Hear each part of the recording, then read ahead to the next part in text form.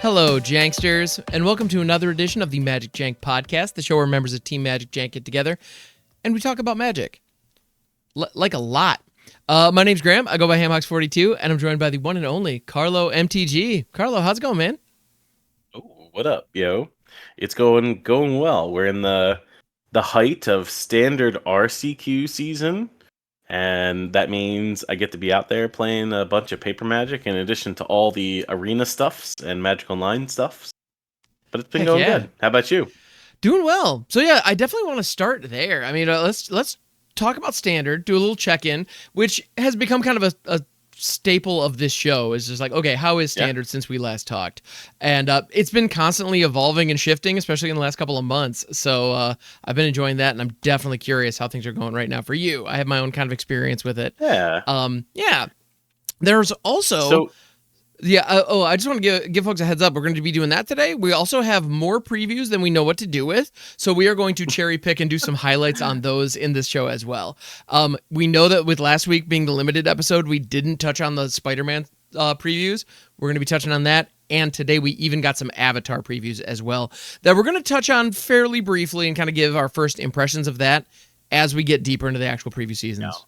We'll expand far more on that stuff as we go. So like, subscribe, and we'll be around for all that. But for right now, I want to talk standard. So this past weekend, we had RCQs happening, and we also had the Arena Championship. So you've been in the thick of it. How's it going for you? And what are your thoughts? Well, I'm the guy that enjoys a fresh RCQ season when rotation happens. Because I like to play my own stuff for the most part. Like, I understand that the metagame is what the metagame might be. But, I've been having lots of success on Arena playing particular Dimir Mill lists. And the deck has a good Vivi Cauldron matchup, and we'll get to talking about Vivi Cauldron shortly. That's a good matchup to be good. But it has an abysmal matchup against, like, the Kaido decks. And so, when the new season started on Arena, so fresh with, I think it was August 1st or something like that, I literally climbed from Platinum to, like, top Mythic in 2 days with this Dimir deck list. That's and insane. I'm like, the Dimir Mill deck list, to be specific. And I'm like, that must mean I have something here, right? Because if everybody's playing what the presumed metagame is, and this deck is just able to, like, go over the top and win, like, that's what I want to jam. And that's coming from the Doppelgang person. I would love to be able to Doppelgang, but the Dimir Mill list that I've been running, it plays a lot like the old Doomsday Excruciator deck, if you remember that, right? I do remember that. So that was like, maybe you get to control the game till you play Jace on, like, a turn 5 or something. You Doomsday Excruciator on turn 6. You mill till you each have 6 cards left in your deck, and then you mill them out with Jace. And essentially you win that game on that turn. Or the next turn. Let's say you had a Jace as a follow-up to Doomsday Excruciator. And or even just a Restless Reef, whatever. That little, like... Yeah, that or little attacking, milling 4. Yep. And I enjoyed that deck. I played that in the previous standard RCQ season because I just enjoyed that game plan. Like, control the game till you get to this. The mana was a lot better than it is currently. Rotation happened. We lost some lands, namely Darkslick Shores, right? That fast land. We lost Underground River, so we don't have that untapped black source anymore. So it's a lot harder to do Doomsday Excruciator, right? For 6 black pips on turn 6. Right. Yeah. So what I did is I made essentially this Dimir control list that wins off of a card called Singularity Rupture, which is new from Edge of Eternities. This is 3, a blue, and double black. It is a sorcery that says destroy all creatures and any number of target players, each mill half their library rounded down. So I'm never targeting myself, always opponent only. So on turn 6, we can cast the spell Mill Opponent's Half Library. The card that finishes the game is River Churn Monument from Aether Drift. Now, if you've got 6 mana out already, you don't even need to worry about getting the 7th mana source, right? Or playing your land first or whatever. you could just pay 2 mana for this River Turn Monument and pay 2 and 2 blue for the Exhaust ability that says any number of target players each mill equal to the number of cards in their graveyard. So presumably, if your opponent has milled half of the cards in their deck and they're in the graveyard, the other half is also completely milled. When you've reached turn 7, your opponent can't draw for their turn and they lose the game. So when I say this is like Doomsday Excruciator, it's because it plays to that same premise. Mm-hmm. Now we have a lot better like hand sculpting cards to play, namely also from Aether Drift. You all know of Stock Up already and how powerful of a card that is, even seeing like vintage play, right? But we got a new tool in Edge of Eternities with Consult the Star Charts. Mm-hmm. And I have cast this plenty for 2 mana just to look at 2 cards, draw a card. On 4 mana, it's look at 4 cards, pick 2.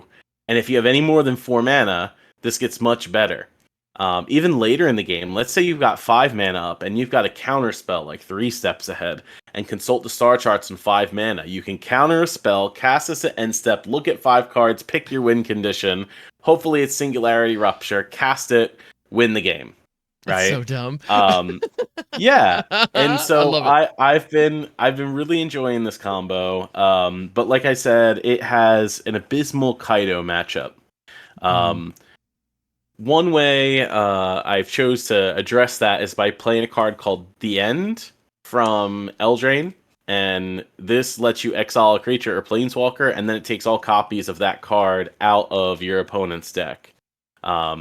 So you have to play carefully with this one. Mm-hmm. But you can pay 4 mana, exile Kaido, and deal with all the Kaidos, and this is also really good against Enduring Curiosity, which is the other essential win condition out of the Dimir mid-range deck. And, you know, we got to a situation where, hey, I went to 2 RCQs this weekend. The first RCQ, I wasn't playing The End. I was playing like a Time Stop and a 4th River Turn Monument in the sideboard. Mm-hmm. I died to the Kaido decks, right? I died to Dimir yeah. midrange, and yeah, it just is what it is. And then, so I went 3-2 at a 5-round event. And the way that it works in Paper Magic, for those of you who are unfamiliar, is there are these things called tiebreakers. And the tiebreakers determine what level of placement you are in an event. So even though 7th and 8th place were both 3-2, my opponent's match win percentage was the lowest out of the group of 3-2s. So I essentially bubbled out of the contention for top 8 of that one. So basically, it just means, hey, all your opponents that you played, you just got to hope that they keep winning after the match, right? The more losses they pick up, the worse your tiebreakers get. If they keep winning, your tiebreakers get better, so on and so forth. Mm-hmm. So you really got to hope like the one person you lose to, or the 2 people you might lose to, just do incredibly well after they've beat you. Or after you've beat them, rather. So, same thing happened on the Sunday. I made the sideboard change, went to another RCQ. I don't know if I came in like 11th again because of the tiebreaker thing. Dang, yeah. But it was nice. It's always nice to be at the LGS's playing in RCQ. You're talking, I think the first one I went to, it was like, I don't know, a 30-some person event. The second one was only 20 players because the store had a cap. Only 20 players could play. Mm-hmm.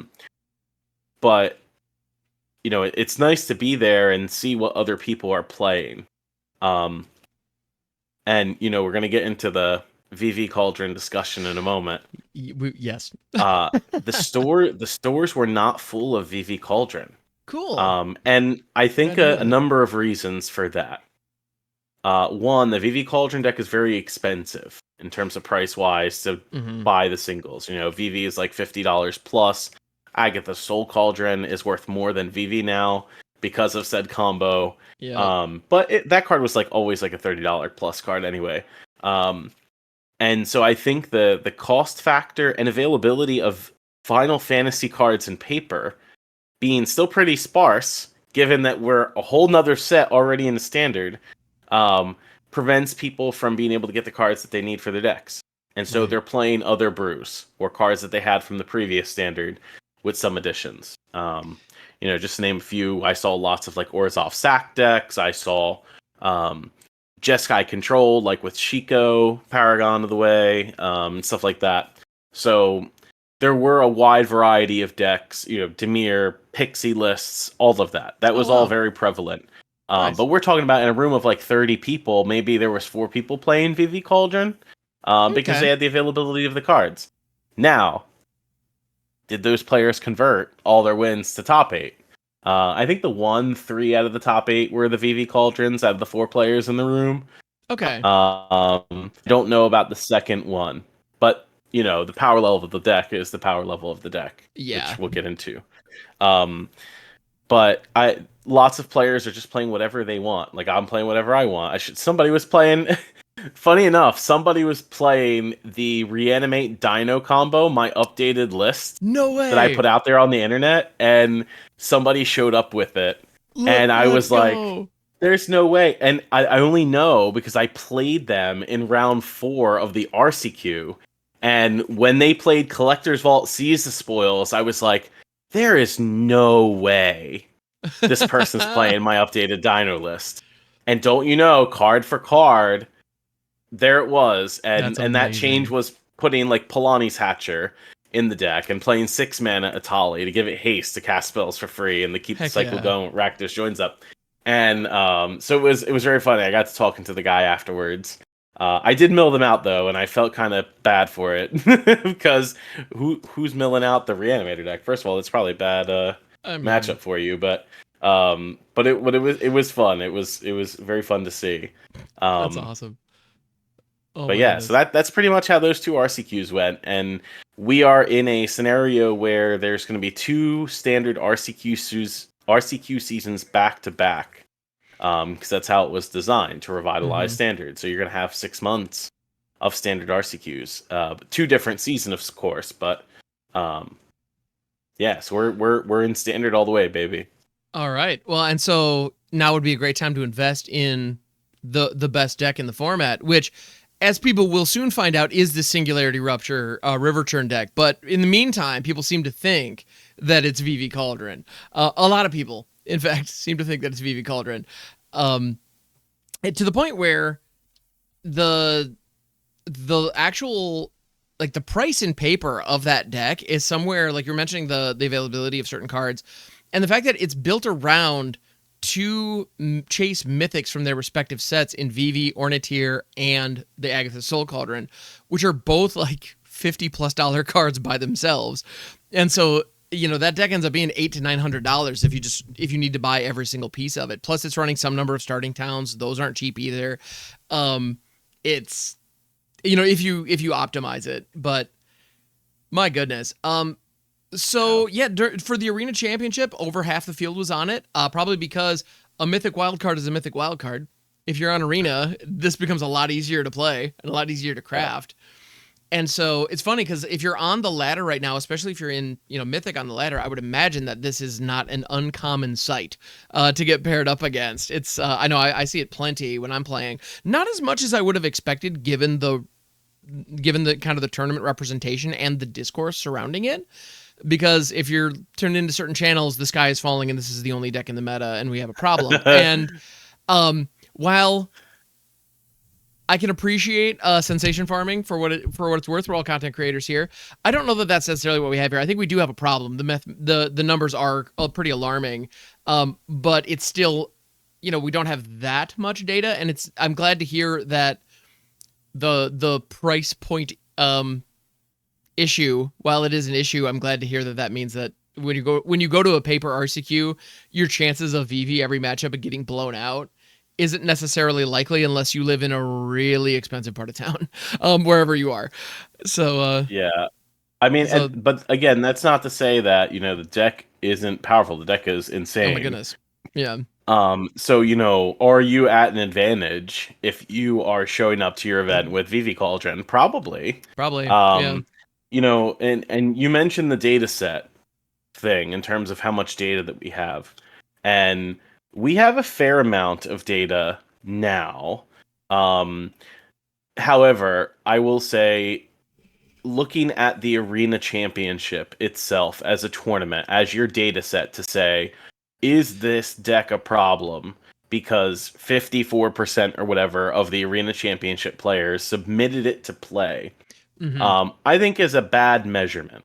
And the reason I think it's a bad measurement is because the Arena Championship was only 37 players. A curated list of players who won day 2 of the qualifier championship in the previous standard format, right? Before rotation. Mm-hmm. And what you have on the line at the Arena Championship is probably one of the most competitive events that you can possibly, as a Magic player, play in. And I say that because 16 out of 37 players locked in a Pro Tour invite. Those tournaments are unheard of, right? Mm-hmm. 2 players from Arena Championship get to go to the World Championship, right? So, and you're talking about thousands of dollars. First place got like $30,000, and the discrepancy between top 16 and 17th place was literally a $2,500 paycheck, right? So I understand wanting to play any deck that you want, but hello, if you're asking me if I have the chance to play in a 30-some person tournament where at least I do half as good as everybody else, I can score a Pro Tour invite, I'm playing what I think is the best deck in the format. 100%. Oh my goodness. And I think at least 54% of other players chose that route, right? Mm-hmm. So, does that show the strength level of the deck? Yeah, sure. Is that an indicator whether or not the deck is a problem without seeing any other data? In my opinion, no. Okay. Right? Yeah. Another thing, like you say that you play against the Vivi Cauldron deck on the Arena ladder all the time, right? Last night, I'm just using last night as like a measure, right? So I've been playing, like I said, in Mythic since like the 3rd of August. Yesterday's stream, by the way, check out our streams in the description below. There's links. I was playing a mono red dragons deck, which is a list from a showcase, which we'll get into, right? Mm-hmm. I played against Vivi out of maybe 20 matches all night, only 3 times. And we're talking number 500 Mythic or less, right? And we ended the night, and I don't know. Yeah. But that also speaks to what you see on the Arena ladder versus like what the actual metagame might be, right? Where I like to equate the Arena ladder to maybe something that you'd see at an RCQ versus more competitive atmospheres that you would see at like the upcoming Spotlight series where there are Pro Tour invites on the line, right? Yeah. And we've kind of talked about this before, and this isn't a knock on Arena. But Arena isn't designed to reward you based on skill level. It's designed to reward you based on time played. There's no difference between like me reaching Mythic day 1 or 2 versus you reaching Mythic at the last possible day of the month. We get the same type of reward on Arena. So, and even if I end in Diamond, I only get like 1,000 gems fewer. Like it's really a or a pack fewer or something in your reward. Yeah. And so I would say that, your majority of players who are showing up to an RCQ are probably playing and playtesting on Arena versus Magic Online, which is a more competitive atmosphere because people are paying money to play in events and they're winning actual prize that relate to something that's monetary. This isn't a knock on Arena players, and this isn't a knock on Magic Online players. The platforms are inherently different. And I think if you take a look at you want more of a better picture of the actual like metagame from a competitive atmosphere, you want to take a look at the Magic Online results, which overtly are Vivi Cauldron decks. Yeah. So, the sort of counterpoint to the 37-person event, the Arena Championships, there was a big standard event on Magic Online on the same weekend. That was the Standard Showcase Challenge on Magic Online. There were 273 players. Okay? So that's like some of your old open numbers used to be for like SCG events. Okay? The top 8 from that event go on to the Showcase Qualifier, which gets to play for Pro Tour invites and Magic Online Championship Series invites, which then get you to the World Championship. Right? So, in terms of what won that event, it was a split between a Vivi Cauldron deck and Dimir midrange deck, so your Kaido deck, right? Okay, yeah. Is It Cauldron also got 3rd, 4th, 5th, 6th, 7th, 9th, 10th, 11th, 14th, 15th, 17th, 18th, 19th, 21st, 22nd, 23rd, 26th, and 31st. Yuck. Out of the top 32. So that's 19 out of the top 32 decks in a 200 and some odd person tournament. Almost 300 people. Highest submitted play deck in the event results in over half top 32 in said event, with an obscene amount in the actual top 8. I mean, that definitely sounds like a broken distribution. Like that's a problem. That is a very telling event. Yeah. Telling results. Wow. You know, and you can say, well, you shouldn't just look at one event. And I would agree with you. I wouldn't just look at one event. But you can go on literally any website right now that is scraping data from any of the magical line. And you will see an overabundance of, more than half top 8 of all of these events being Izzet Cauldron decks. Mm-hmm. And this is where we were with Corey Steelcutter decks before they made bans pre-rotation. Mm-hmm. It's exactly where we were. Which those bans have been regarded as a really good move. Like, I think generally speaking, those are the consensus was awesome. So and we knew that Vivi was a busted card then, because I don't know if you remember this, but right before that banning happened, PVDDR, Paulo Vitor Dama de Rosa, came out with an Izzet Cauldron deck that was eerily similar to this, that was putting up results with Corey Steelcutter in Standard at the time. Yeah, and he was literally that deck this one was absolutely correct. Yeah. Has now evolved into this, and we all knew that Vivi is a strong card, and it's busted. Oh yeah, I don't think anyone's argued that.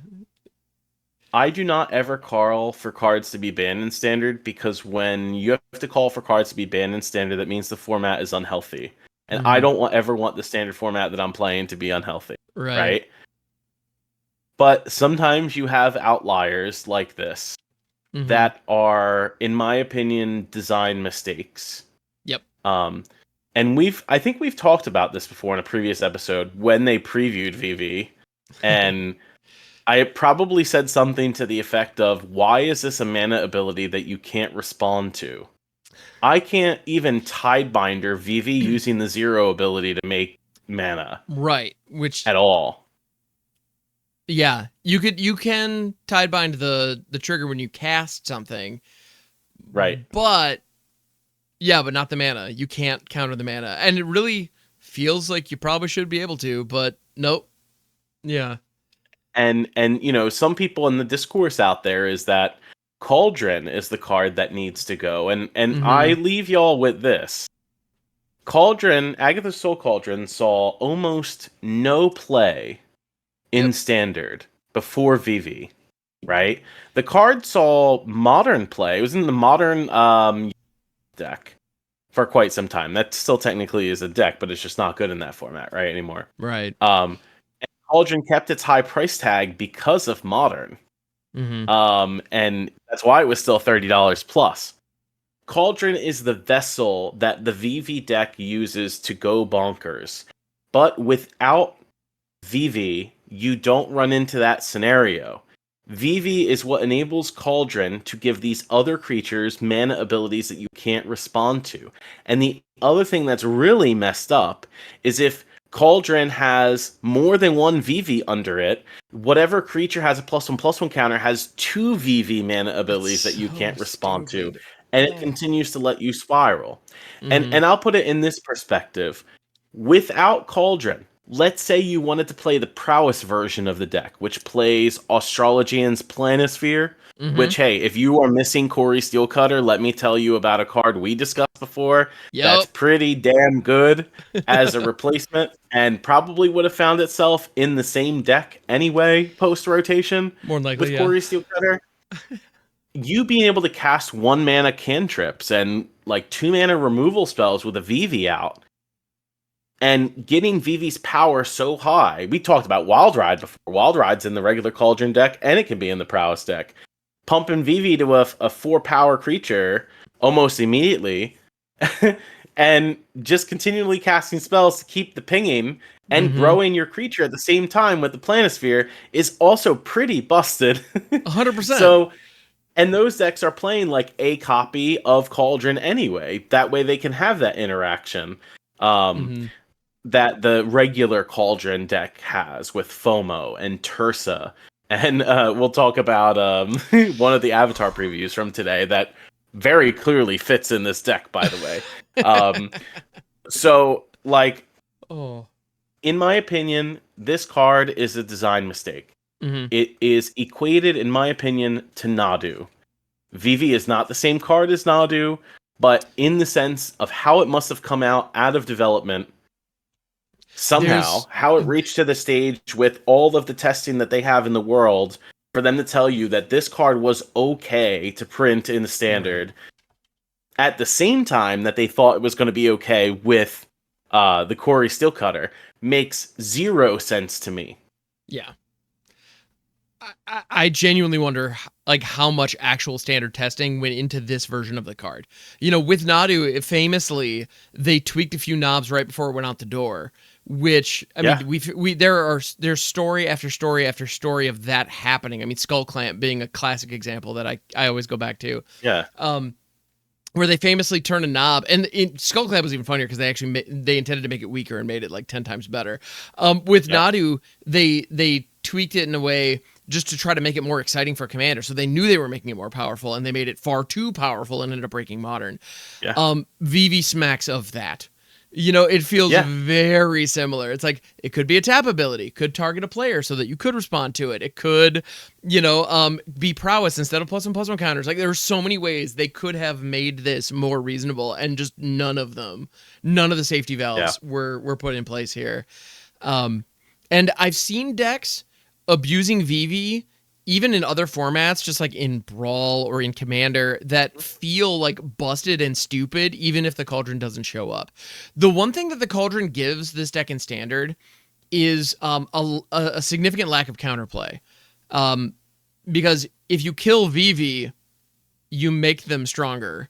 And the Cauldron does create that dynamic, and that does suck. Like, the idea of killing a Vivi with some counters on it, that should be a successful counterplay to this card. And with Cauldron, it's not. So the people saying that the Cauldron is the problem, we have another situation where we have a powerful card that is being abused in a powerful way. But to your point, 100%, Cauldron's not the problem. Vivi is the problem. Cauldron interacts with it in a powerful way. The combo is like the mega problem, but at the end of the day, without Vivi, it's not the same. As an Insidious Roots lover, I've been aware of Agatha's Soul Cauldron this whole time to get like Osteomancers or get the exhaust abilities, like throw loot into it and get all kinds of crazy like value. Like, I'm very familiar with Cauldron, but it's been this super powerful like jank build around for a long time, and Vivi is what makes it more than that, is what really sets it up to be disgusting. So yeah, could not agree with you more, man. Yeah. And you could be the person who's saying the argument like that Soul Cauldron is a card that just gets better with the more tools that you give it. And it's like, that is the whole purpose of the card. In fact, that was the argument that they used to get Karn out of that respective format when they banned it, Karn the Great Creator. Oh, yeah. They said the design space is limited because the more powerful artifacts that we print into the set are going to make this card more busted. Yep. Yeah, duh. Karn the Great Creator was overtly powerful. Who would have known? If you make a colorless Planeswalker who's fairly cheap and lets you tutor cards out of your sideboard, that this card, there's no way this card's going to be so busted one day they're going to have to ban it out of the format. No way you can do that. Oh, wait a minute. Didn't they do that with Sorin? And they banned Sorin that was 3 mana because they said we can't design powerful vampires because this card's so good.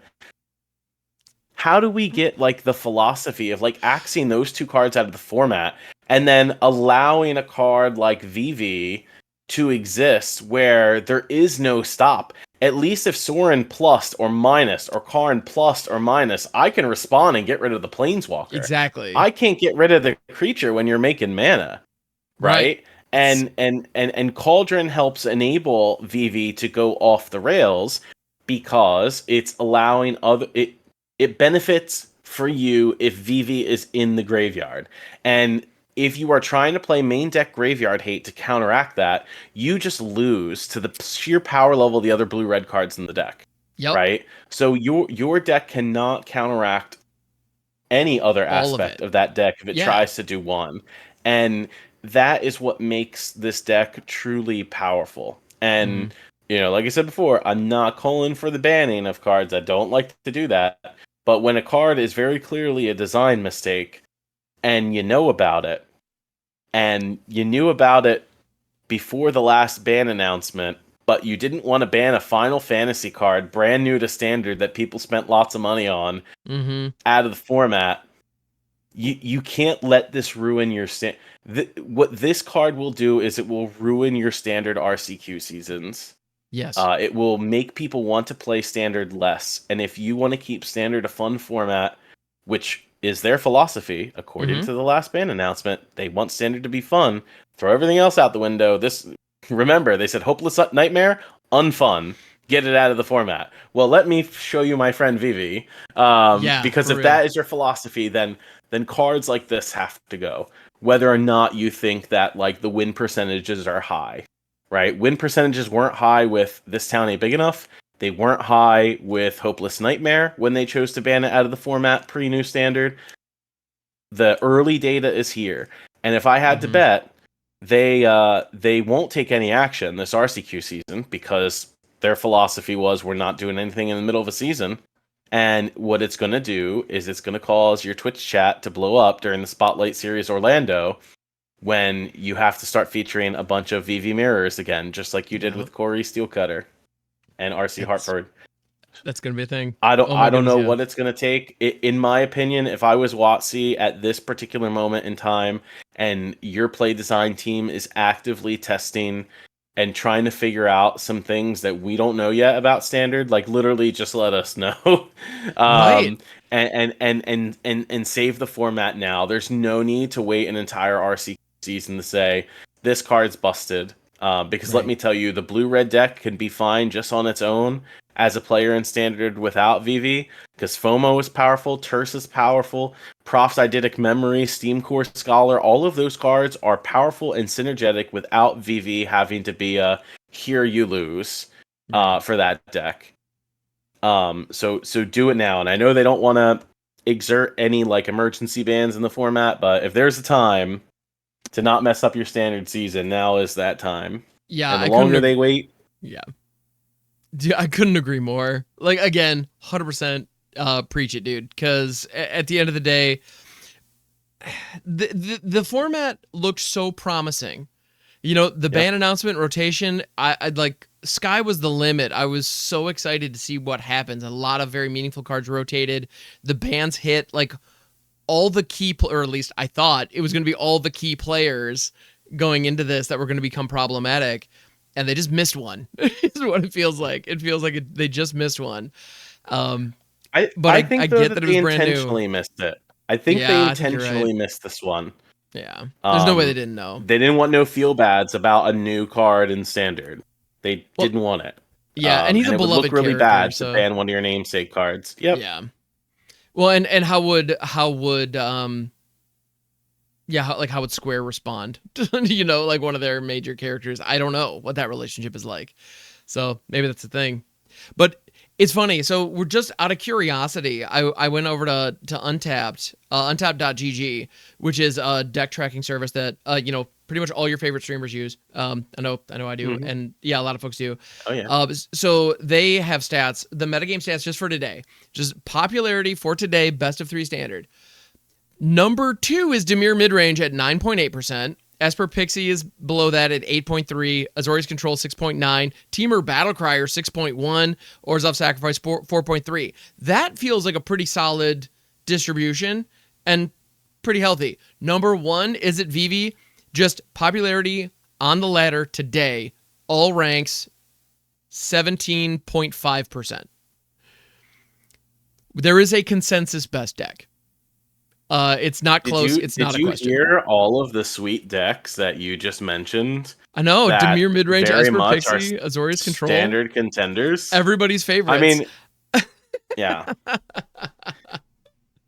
Yeah. I mean, the other card, you could, again, for argument's sake, you could say, if you axe Vivi out of the format, does Dimir midrange just take over with the same disproportion of decks? Because Kaido is very powerful. I don't know the answer to that, but I know that there is a Dimir version and an Esper version that essentially is Pixie sideboarding Kaido. But I think Kaido is much easier. Yeah, that'll become the best deck, sure, but I feel like there's more play to that. I mean, even something as simple, like as somebody who loves green-based kind of ramp strategies, which definitely are not like big meta contenders right now, but are just simmering on the surface waiting, even something like Edge Rover has cool play against the Dimir deck. Because like all of a sudden the Spyglass Sirens are not getting free attacks anymore. Even something that simple can make a huge difference in that game plan. Like I feel like there's interplay against Dimir that we don't have against Izzet, because Izzet has an artifact you need to destroy, has a graveyard you need to interact with, and creatures that are just going to pummel you to death if you don't kill them on turns 2, 3, and 4. So it's like the interplay. I feel like trying to attack the Izzet deck is incredibly difficult. Trying to attack Dimir is tricky but doable. It feels much more manageable. Because they're really attacking you on the one axis of attacking you with relatively small creatures repeatedly, getting the ninjutsu, and then turning it into card draw of curiosity. That is a powerful setup. But stopping, just putting in more early creature removal, can really go a long way in stymieing that deck's progress and slowing it down. Yeah.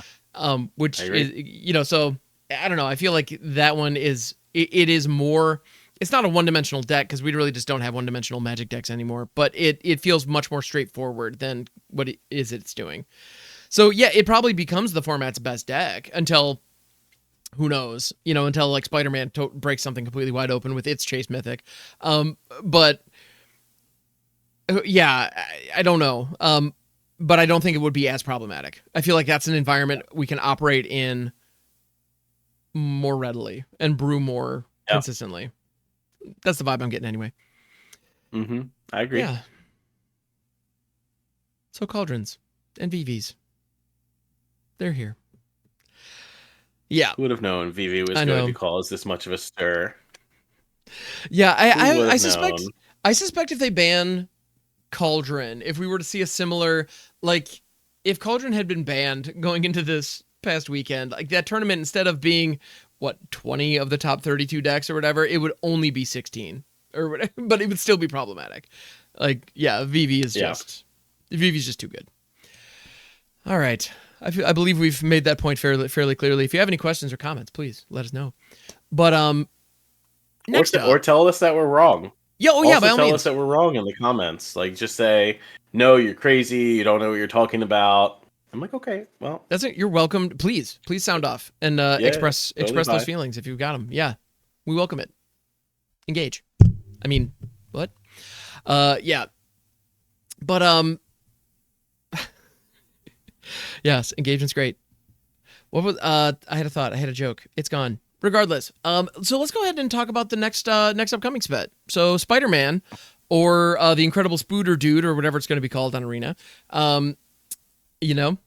Actually, before we go any further, I should say this for question of the day, but I'm just going to throw it out now. I want to get your thoughts on this. So we have established that Spider-Man needs to be completely reskinned for digital.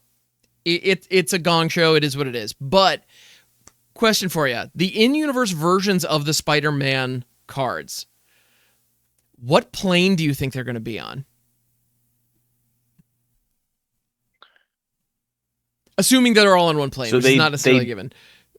They did this with the Walking Dead secret lair, right? And they put everything on Innistrad. Yep. If I'm not mistaken. So they in-universe those cards and release them, and then didn't do it again. So Interestingly enough, I mean, Spider-Man takes place in New York. Yep. You know, I wouldn't be surprised if they tried for a similar in-universe theme to like what New York could be. Mm-hmm. It would make it awkward because like I know that New Capenna was a set themed around like mob rule in like Chicago. Yep. New York also kind of like pseudo fits the theme though. Sure. But you know, I don't want to say it kind of ruins it, but it ruins it considering we know what happened in Capenna via actual Magic lore. Mm-hmm. So if you switch it over to being like based on a plane, does it do anything to Magic lore if you put something there that isn't supposed to be, and then it would seem really strange? Um, so I Yeah. don't know. I mean, I would Yeah. want something that fits the New York theme, and I think Capenna might be one of those things, just I thematically.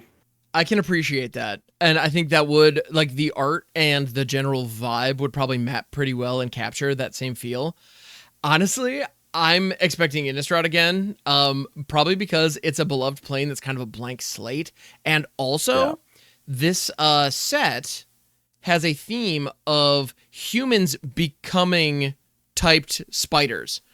And so my thought is having some kind of lycanthrope that is, Yeah. like some kind of clan of lycanthropes that become spiders is a way that you could capture that mechanically. And Innistrad is Sense. also, I don't know, that's my thought. And honestly, we could go back to Innistrad every 2 weeks and people wouldn't be mad about it. So it would be Except a figure it safe. out when Emrakul is escaping the moon. That's what we gotta figure Which it out still. the next, that's what I'm hoping. I'm hoping the next time we go back to. Could you imagine if Emrakul's escape from the moon is just some Spider-Man reskin and they just don't do a story with it? Listen. In story, it's canon. Bolas has in fact escaped the meditation Yep. realm before Emrakul escaped the moon Yeah. somehow. Yeah. Emrakul was I put don't know how into the that is. moon. Emrakul was put into the moon in real world years, like 4 or 5 years before Nicol Bolas made it to the meditation realm. I was even put in, and Right. he's already busted out, and Emrakul's still just chilling. Like, yeah. What are we doing here, guys? Give me a set where it's literally Eldrazi versus Bolas. That would be great. Yes, that needs to happen. But anyway, so the reason that I was thinking Innistrad because of the transformation and seamless segue, one of those cards in the upcoming Spider-Man set that has been previewed that I'd like to use as kind of our springboard into the Spider-Man discussion is Miles Morales. So one of everyone's favorite Spider-Men, if you will. He's a green card on the front, a 1/2 human citizen hero. And when Miles Morales enters, you put a 1/1 counter on each of up to 2 target creatures. So that can include him, but he also boosts somebody else up too. Rock on. Definitely feels flavorful for Spider-Man. And there's this ability for 6, 3 red, green, white, transform Miles Morales, activate only as a sorcery. Because there is in fact a backside, which is the ultimate Spider-Man.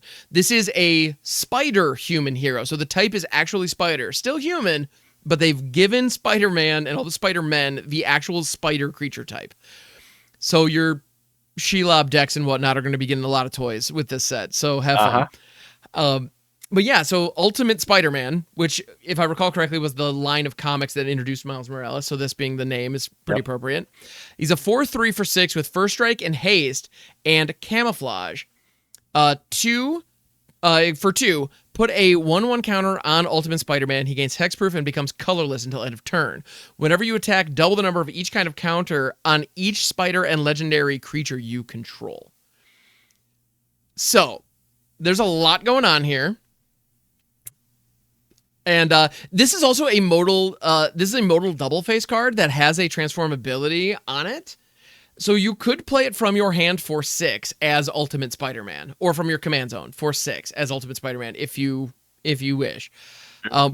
So that's an option. But if it's on the battlefield, it's on the battlefield as Miles, it can flip into Ultimate Spider-Man. There is no mechanism to flip Ultimate Spider-Man back into Miles. I don't know why you'd want to, but you can. At least not without a Moon Mist. But So, what do we think about this card? What are your thoughts on this thing? It's interesting. I mean, I like the front side a lot more than I do the back side.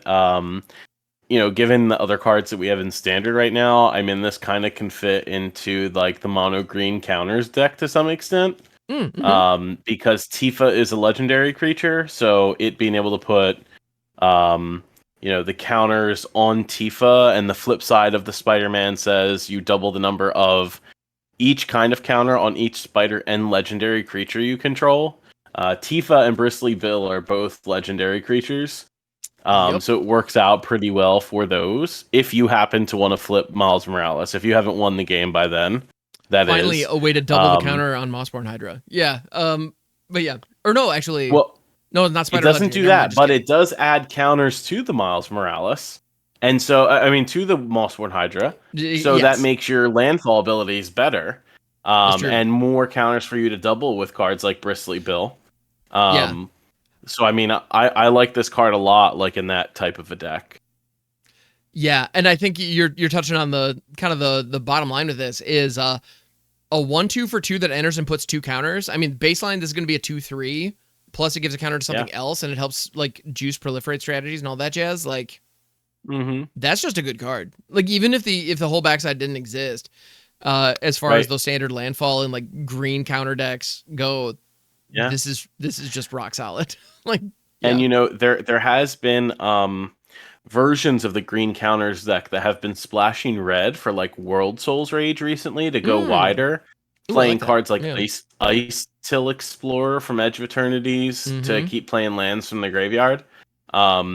So it's not out of the realm of possibility for you to play some number of non-basic lands to actually pay to flip Miles Morales into Ultimate Spider-Man, or to cast it for 6 late game, especially if World Souls Rage ramps you. Oh yeah.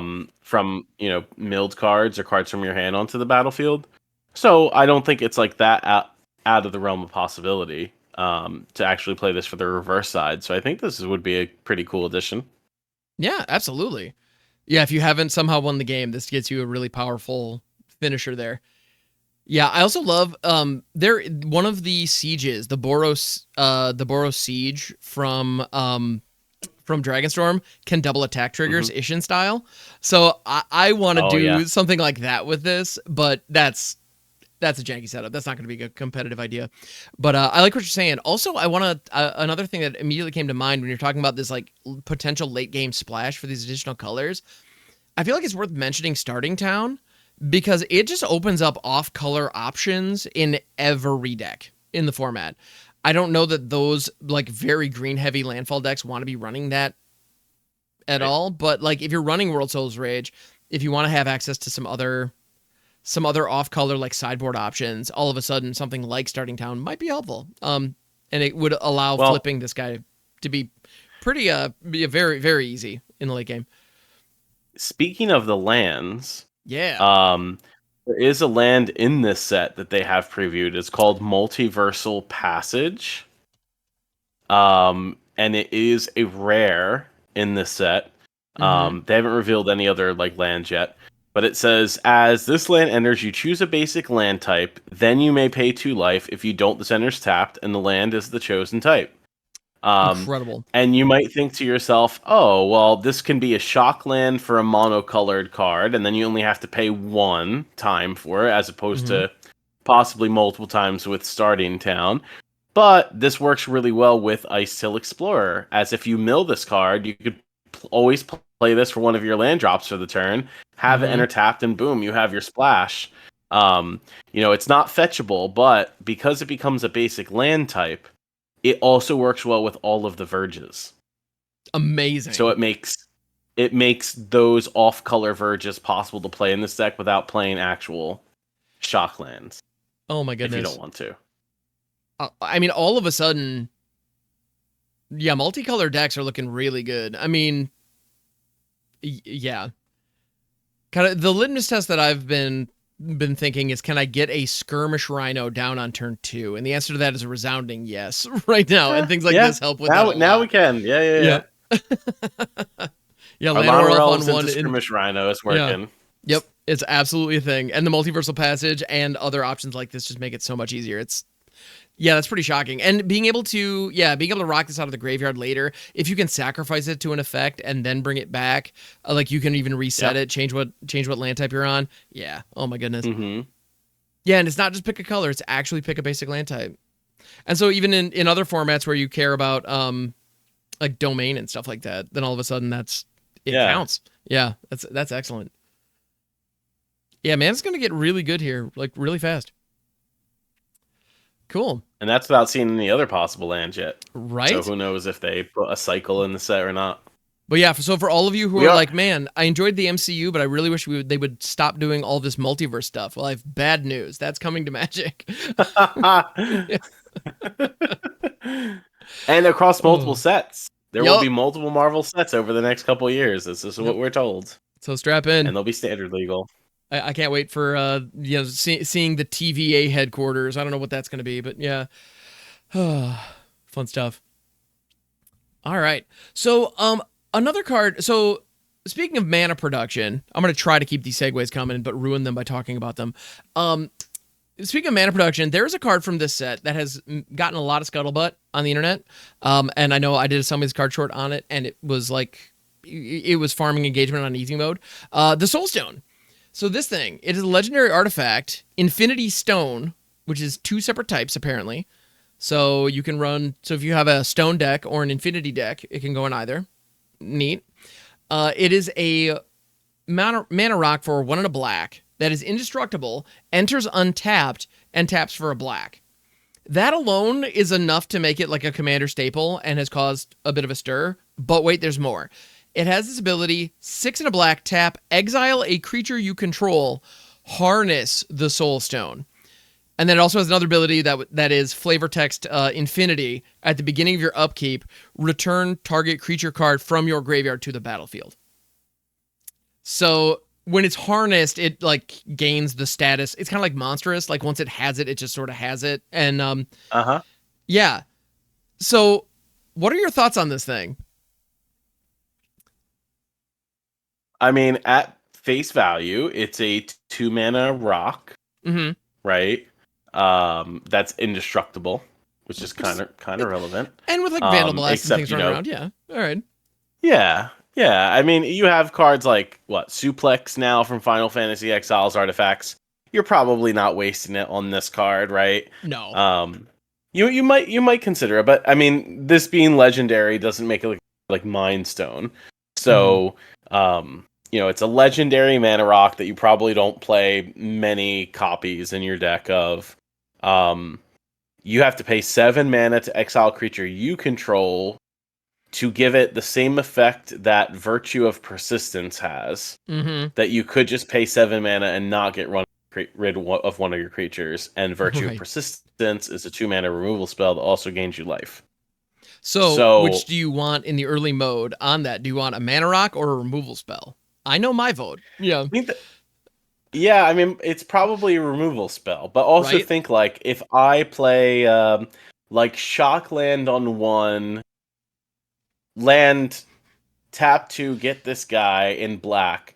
What's the best possible like black spell that I can cast next that I want Soulstone a turn early to where like the black pip matters? And the only card that comes to my mind is Doomsday Excruciator, because that card has 6 black pips in it. And if I want to make sure I can hit that, then I would play the Soulstone in said deck. I mean, I don't know.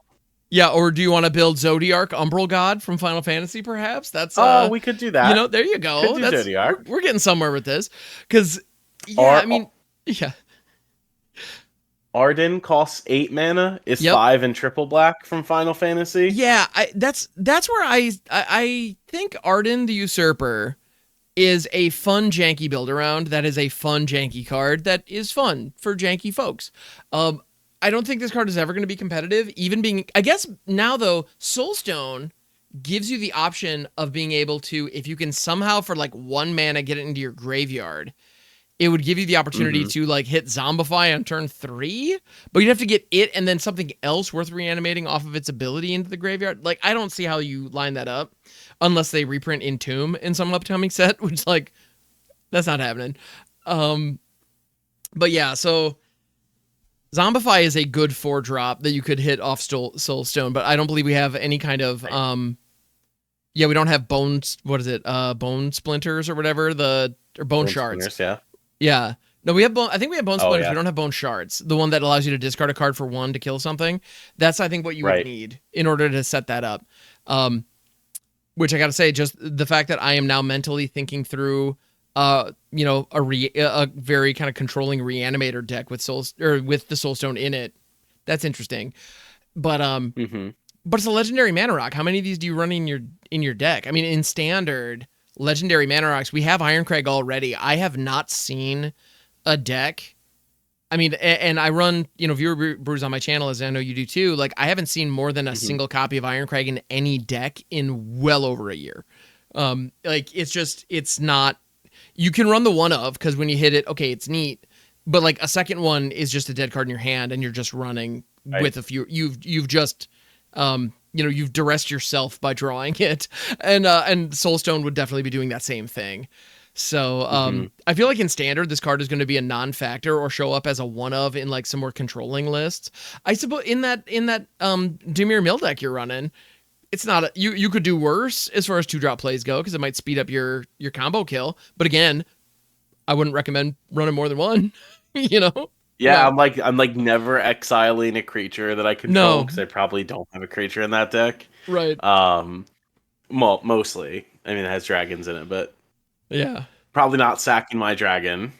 I wouldn't recommend it. But yeah, I think the card is like okay. It probably has more commander play than anything. Yeah. And it's typed Infinity Stone, so if they're giving you one, they're probably across the next however many years that they're doing Marvel sets going to have the others. Yep. And they better at least have them all in standard at the same time, because if not, I'd be pretty upset. So like, how many Marvel sets are we getting in 2026? Right. And is a Marvel set going to have more than one Infinity Stone in it? Because let me tell you, the one for this set, they do have a special version of it. Yep. That's like golden. And I am curious. So, like when we had Lord of the Rings, they did the whole one of one, the one ring. I don't know Marvel lore all that well, so I don't know if there's multiple Soul Stones that exist. But considering that this is... Yeah. They're not. It's a single thing, and it's an incredibly powerful MacGuffin that basically a huge, like multiple movies were all themed around capturing each individual stone. So it's, yeah. So it's a very curious thing. What happened that they couldn't serialize this card as a one of one in the special version like they did with the One Ring. Because, like, they could have. Not for nothing. You might not be, like, a fan of one-of-one cards, but they did it once, and considering the hype around it, it helped sell the set. Maybe Lord of the Rings needed more help to sell the set than, like, Spider-Man does, or a Marvel property, which kind of makes sense to me. But maybe they were not allowed to serialize this card in the... It's possible. Conversations with Disney, but it's a miss. Because oh my goodness! So yeah, the One Ring, the one of One Ring sold for, what was it, like $2 million? Like over $2 million, yeah. If they did one of ones for all, I think 6 Infinity Stones, and then the Gauntlet, like, oh my goodness! Like, could you imagine? Because it's got to sell for more than the One Ring would, right? Easily, because whoever has one is going to want all of them. Like, right? Naturally. So like, how much money could one person like get? Oh my goodness, that'd be insane. Yeah. So I'm sure Wizards thought of that, and I'm sure they had a reason why they couldn't, assuming that they didn't. Like, I'd imagine they would have said something by now if they did. Yeah. And this the gold special treatment on it is going to be a very pricey chase card, I'm sure. And it looks like the little serialized stamp on it would have looked good. Yep. It looks like it was designed with that in mind. Actually, even looking at the way that the swirls, like the little magical swirls around the gemstone. Yeah, it's exactly they're even like they're weighted to the left as though they were leaving space for the serialized stamp on the lower right. Huh. Interesting. Yeah. I'm gonna take my tinfoil hat off for a second. But yeah, I do think well, and the other thing is the other showcase artwork actually shows Thanos holding up the Infinity Gauntlet with all the empty sockets. And so it's clearly showing like one down, and like all the others are going to be showing up. And I'm if this art is not on every single one of them with each one of the little slots filled in, I'll be shocked. And that there's going to be a commander, a 5-color commander deck where the whole goal is to get all of them and the Infinity Gauntlet, and it's going to be a whole thing. There's no way it's not, right? And I think in Commander, it's going to be fun. It's going to be fine. There's a lot of talk about how this is going to be a Commander staple in like mono black or black heavy decks. To which I say, yeah, it will. Because it's basically just like a fixed charcoal diamond, which is... it's a 2-mana rock that produces black, but it enters tapped. This being indestructible and not entering tapped are significant upgrades. With this being a mythic from the most recent set with an IP attached to it, this card is going to be shockingly expensive. If you're like, oh man, I really wish I could get this for my Sir Conrad deck or for my Zodiark deck or whatever. If you're not currently running Charcoal Diamond, that will set you back around 10 cents or a quick, oh hey man, could I have that? That's what it's going to cost you to get your hands on a Charcoal Diamond, and it will functionally be very similar. This is better. Yeah, you're talking about much better. You're talking about a mythic that's going to be at least $50, right? At least, yeah. After pre-order prices will probably be crazy, but like $50 Soulstone is not out of the. What's that? Sephiroth's like around $50 still, and Final Fantasy has been out, and just for namesake of the card, it's still expensive. For real. So. Which I'm really bummed about because I'm really thinking that my latest version of Insidious Roots that I'm playing on Arena has a playset of Sephiroth in it, and it's really good. I'm like, oh man, am I gonna have to drop $200 just on this playset to play this? Oh, I think I might have to. Because anyway, so please subscribe. Anyway, sorry. Anyway, let's move on before I start shilling again. So another card that there's another series of cards in the Spider-Man set that also have incredibly cool artwork in their showcase version, and that's Sagas. They're bringing Sagas back, and they've previewed one, The Origin of Spider-Man, which is a story that has only been told in about a dozen movies and so many comic books because they just revisit it constantly. Poor Uncle Ben, that dude, how many times do we need to watch him die? Regardless, Origin of Spider-Man. It's a saga enchantment, 1 and a white. With Chapter 1, create a 2/1 green spider creature token with reach. Chapter 2, put a 1/1 counter on target creature you control. It becomes a legendary spider hero in addition to its other types. And 3, target creature you control gains double strike until end of turn. This is a rare saga at 2. I'd be shocked if this actually sees any meaningful play, to be honest. Outside of limited. In draft, it'll probably be quite strong. But the artwork on this is done with all 3 chapters as a vertical comic page, and it is the coolest freaking thing. If you're not watching the video version, come check it out. I have it up on the screen right now, and or just head over to Scryfall and look at it. Origin of Spider-Man. It's gorgeous. It has little frame breaks, and even the font used looks like it's straight out of those old Marvel comics. I mean, aesthetically, 10 out of 10. This is a gorgeous card. Yeah. Yeah, this looks great. This is really nice, bonus art, or what do they call it? Boost or fun template for these types of cards for the sagas.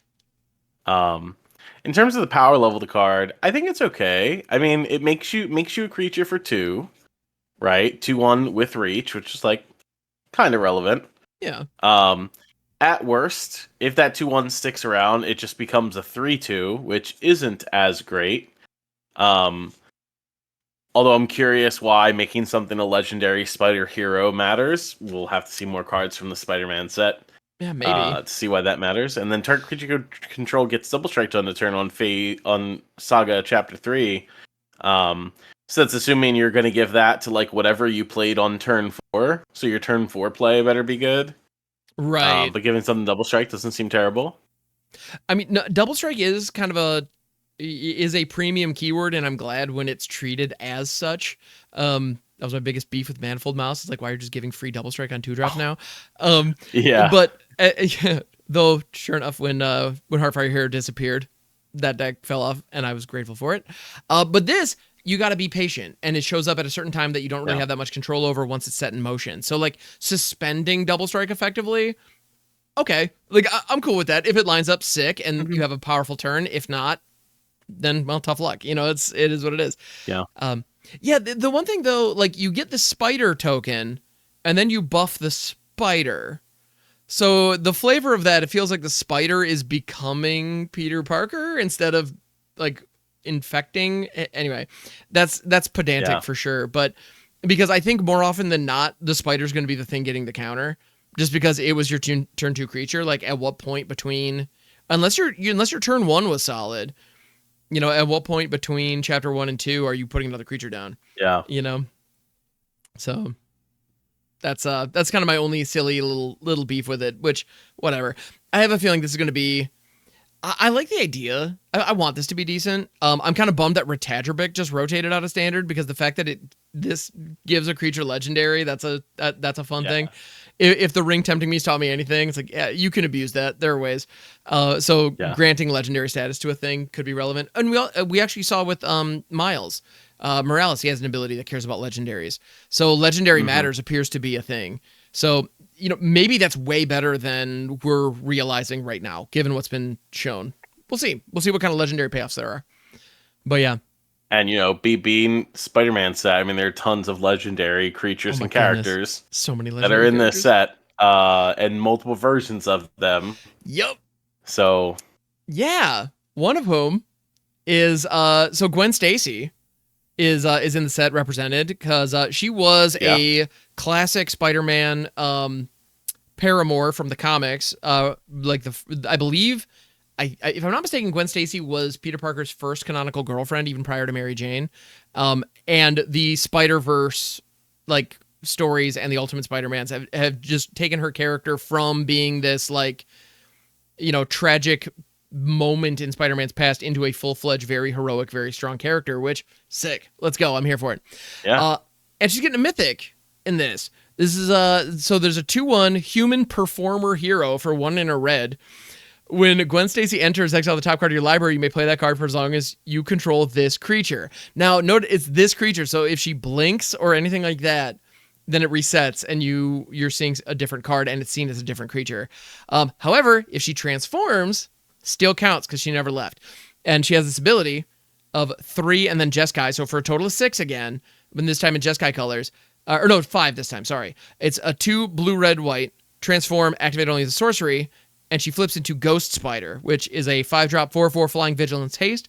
Whenever you play a land from exile or cast a spell from exile, put a 1/1 counter on Ghost Spider.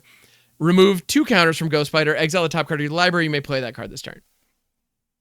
This has like a new school Prosper vibe, if I ever saw one. That's not quite as good as Prosper, obviously, but is trying to capture that same kind of a play pattern. What are your thoughts on this card? Whenever you play a land from exile or cast a spell from exile.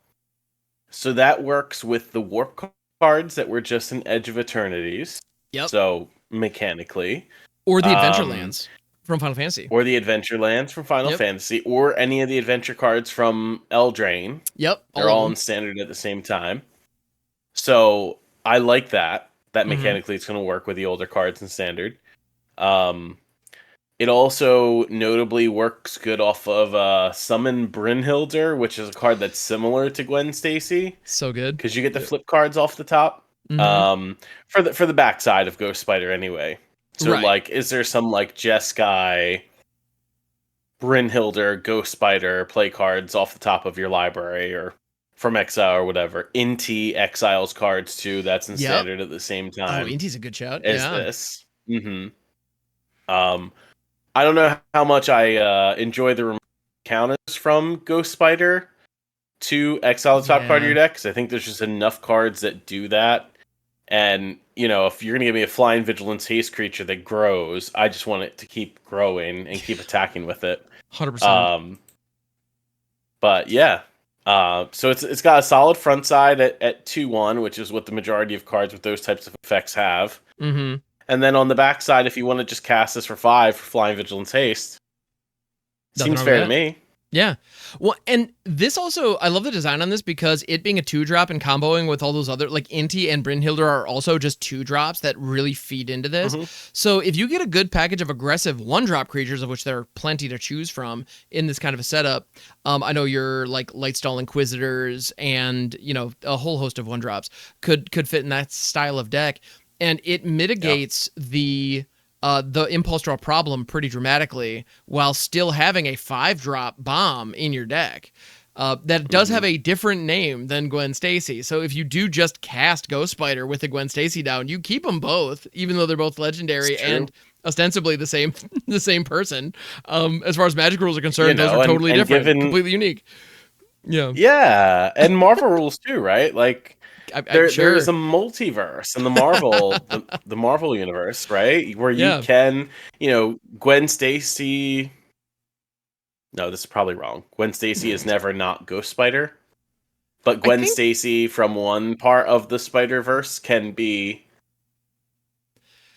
honestly in the same place with a Ghost Spider from a different part of the Spider-Verse. I think that's possible. Sure. I believe that tracks out. As far as I know, one rule that I know beyond a shadow of a doubt with multiverses is they do whatever the writer wants. So if that's what we wanted to have happen, sure, why not? Yeah. Anyway. Yeah. I have feelings about multiverse stories. Anyway, it's like Vivi and Vivi and Corey Steelcutter supposed to be in the same standard format at the same time, right? Something that could have existed. Could we just start like pushing the cards that aren't in like Is It Prowess? Like anyway. Yeah. But yeah. So yes, I do like the design on Gwen Stacy. I think with like combat tricks and just low to the ground aggressive threats, this could be a cool Jeskai deck. I'm definitely on board for this idea. But fun fact, she's not the only version of Gwen Stacy. There's also Spider Gwen, Free Spirit, which is an uncommon. And I believe these are the only 2 Gwen Stacys that we've seen so far. So again, Spider-Verse question. Okay. Is Ghost Spider and Spider Gwen the same character from the same Spider-Verse? I don't know the answer to that, but I gotta be honest. I talk a big game about comic book knowledge, but when it comes down to it, I am skating by on a couple of years where I had a roommate who was really into it and I listened to him. That's my extent of it. I haven't actually even seen the Spider-Verse movies, so I can't speak to that. I think Spider-Gwen and Ghost Spider are the same person. I think so. I think there's different names. My quick research has come to tell me that in her original alternate universe, she was known as Spider-Gwen, but when she joined the main Marvel universe, she adopted the name Ghost Spider to distinguish the difference from herself from the other Spider-Woman. Interesting. Okay. So it's the same character. Gotcha. Cool. Good to know. See, yeah, that's the other thing. I haven't even bothered to just Google it. So, you know, thank you for doing so. But yeah, so Spider-Gwen Free Spirit, this is the uncommon version. 2/3 reach for 3, and whenever it becomes tapped, you may discard a card if you do draw a card, which would definitely help with Inti. I feel like this is a pretty, you know, this is going to be a cool draft card, probably, maybe.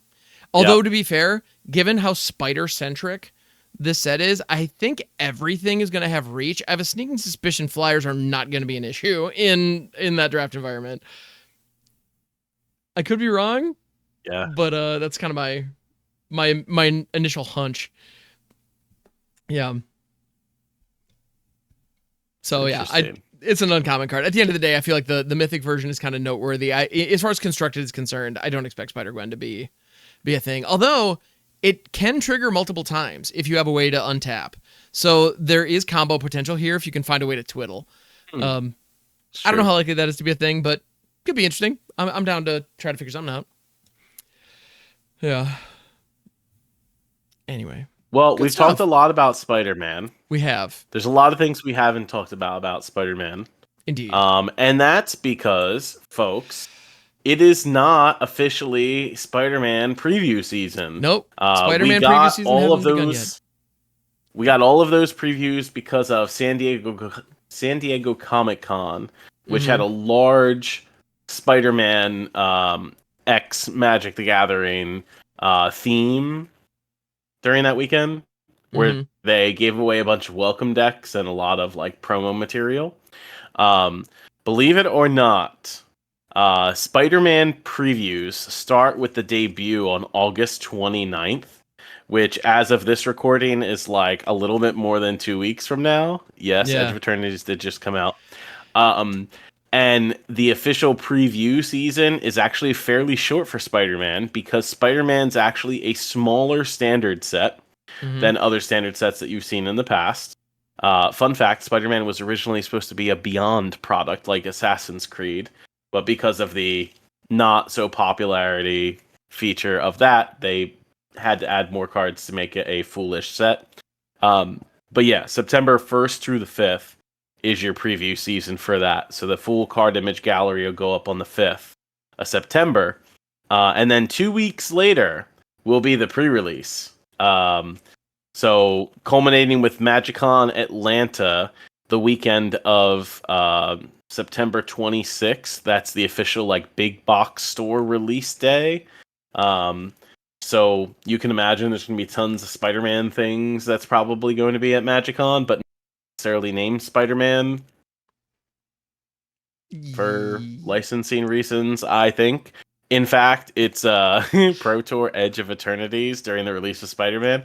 And in fact, so we were talking about Arena Championships early, and we forgot to shout out fellow MagicJank teammate DeFore for qualifying for his Pro Tour invite from the Arena Championship. He actually top 8'd that event with Vivi Cauldron, of course. Naturally. No hate. But you know, go win. Yeah. yes. But they actually during the draft portion of this Pro Tour will be drafting Edge of Eternities and not Spider-Man, because they could not get the rights to call it or associate it with Spider-Man for the Pro Tour. Yeah, right? I'm sure the drafters are going to be like kind of happy with it because they'd only have to learn the new draft format anyway. So it will reward players like DeFore who do primarily play limited and who stuff down pack. So yeah, gonna be interesting. So that's when Spider-Man is coming out. And Spider-Man will not be called Spider-Man on online digital platforms such as Arena or Magic the Gathering Online. Yep. So as we mentioned, they're going to get their in-universe name. We don't know what that is yet. We'll probably learn shortly. So yeah, that's going to make some things difficult for y'all. It's going to get weird. Makes things difficult for us because it does. You know, if you go to try to like upload deck lists from like a deck list website to Arena or Magic Online, I don't know how they're going to convert, and I don't know that all those websites are. So, it's going to be interesting. It's gonna be a bit of a mess. But yeah, I'm definitely looking forward to the Pro Tour because I think DeFore is going to be one of those guys who I suspect is going to catch people off guard coming out of day one. Because in the draft portion, he's been playing, Edge for a while and even significantly longer by then. I think he is consistently competing for number one on the ranked ladder on Arena, which we were discussing how the Arena ladder is definitely designed to like encourage you to play more. So like just being number one on the Arena ladder doesn't necessarily mean that you're like the best drafter in the world, but like you gotta be damn good to get there. Like, so I think he's gonna take some people by surprise. I think it's gonna be cool to see. I'm very much looking forward to it. Yeah, that's gonna be fun. Anyway, yeah, we're going to be rooting for him real hard. And, cool. Like we also mentioned at the beginning, it wasn't just Spider-Man previews. No, it was not. We've seen. Spider-Man previews. In fact, today, as of this recording, today was the first look at Avatar: The Last Airbender. Yep. which we got to see a little bit of in MagicCon Vegas because they previewed Avatar Aang there when they were talking about the set. Yes. And yeah, and with that, Avatar Aang. And Avatar Aang is a 5-color card that when it was first previewed, they showed it's 4-color on the front face, but it has black in its activation on the back, so you could play it as 5-color in Commander and whatnot. But it's a 4-color card. Yep. 4/4 flying, firebending 2. And whenever you waterbend, earthbend, firebend, or airbend, you draw a card. Then if you've done all 4 of these, you transform it. Now, when they previewed this, they were like, what does all of this text mean, you ask? Well, just stay tuned for later. And today was later. We now know what all those are, which is kind of neat. And then Aang Master of Elements on the backside. 6/6 flying. Spells you cast cost Wooburg less to cast. So this with Fist of Suns is a DIY Omniscience. And at the beginning of each upkeep, you may transform Aang Master of Elements. If you do, you gain 4 life, draw 4 cards, put 4/1/1 counters on them, deal 4 damage to each opponent.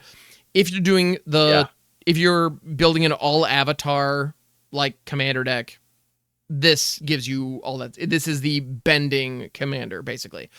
Which, cool. Yeah. There needed to be one. Of course, it was Aang. So there's that.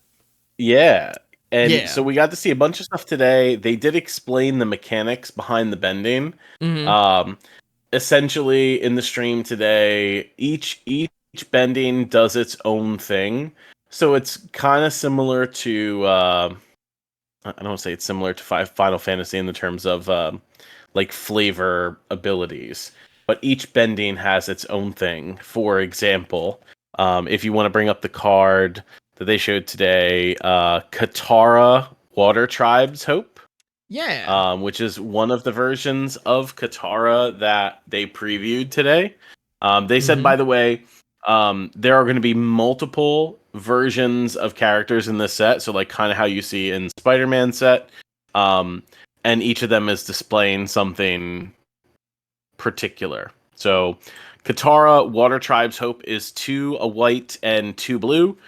Gives you a 3/3 vigilance. It is a human warrior ally. So we see the ally creature type for the first time, I think, since Zendikar, right? Yep, it's been a long time. And it says when Katara enters, create a 1/1 white ally creature token. Then it says water bend X. So water bending says while paying a water bend cost, you can tap your artifacts and creatures to help. Each one pays for 1 colorless. So essentially, it's like Convoke, right? Similar, yeah. So tap your artifacts and creatures, and you get to Convoke, which is Waterbend. So this one says creatures you control have base power and toughness XX until end of turn. X can't be 0. Activate only 1 time during your turn. So you can tap a bunch of like artifacts that you might have to pump this guy.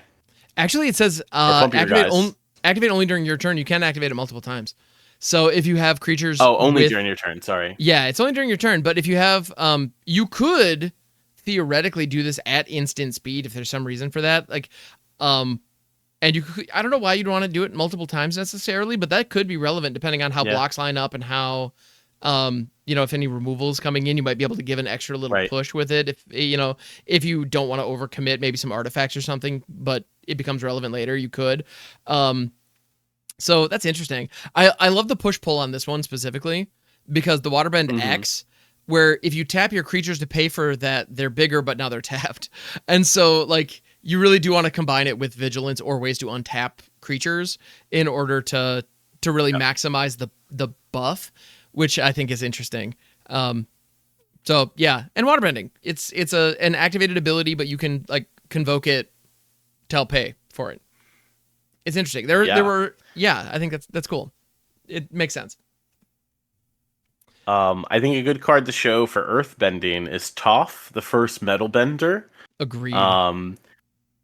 It's pretty sweet looking. It is Naya colors, 1 red, green, and white for a 3/3 human warrior ally. Non-token artifacts you control are lands in addition to their other types. Interesting.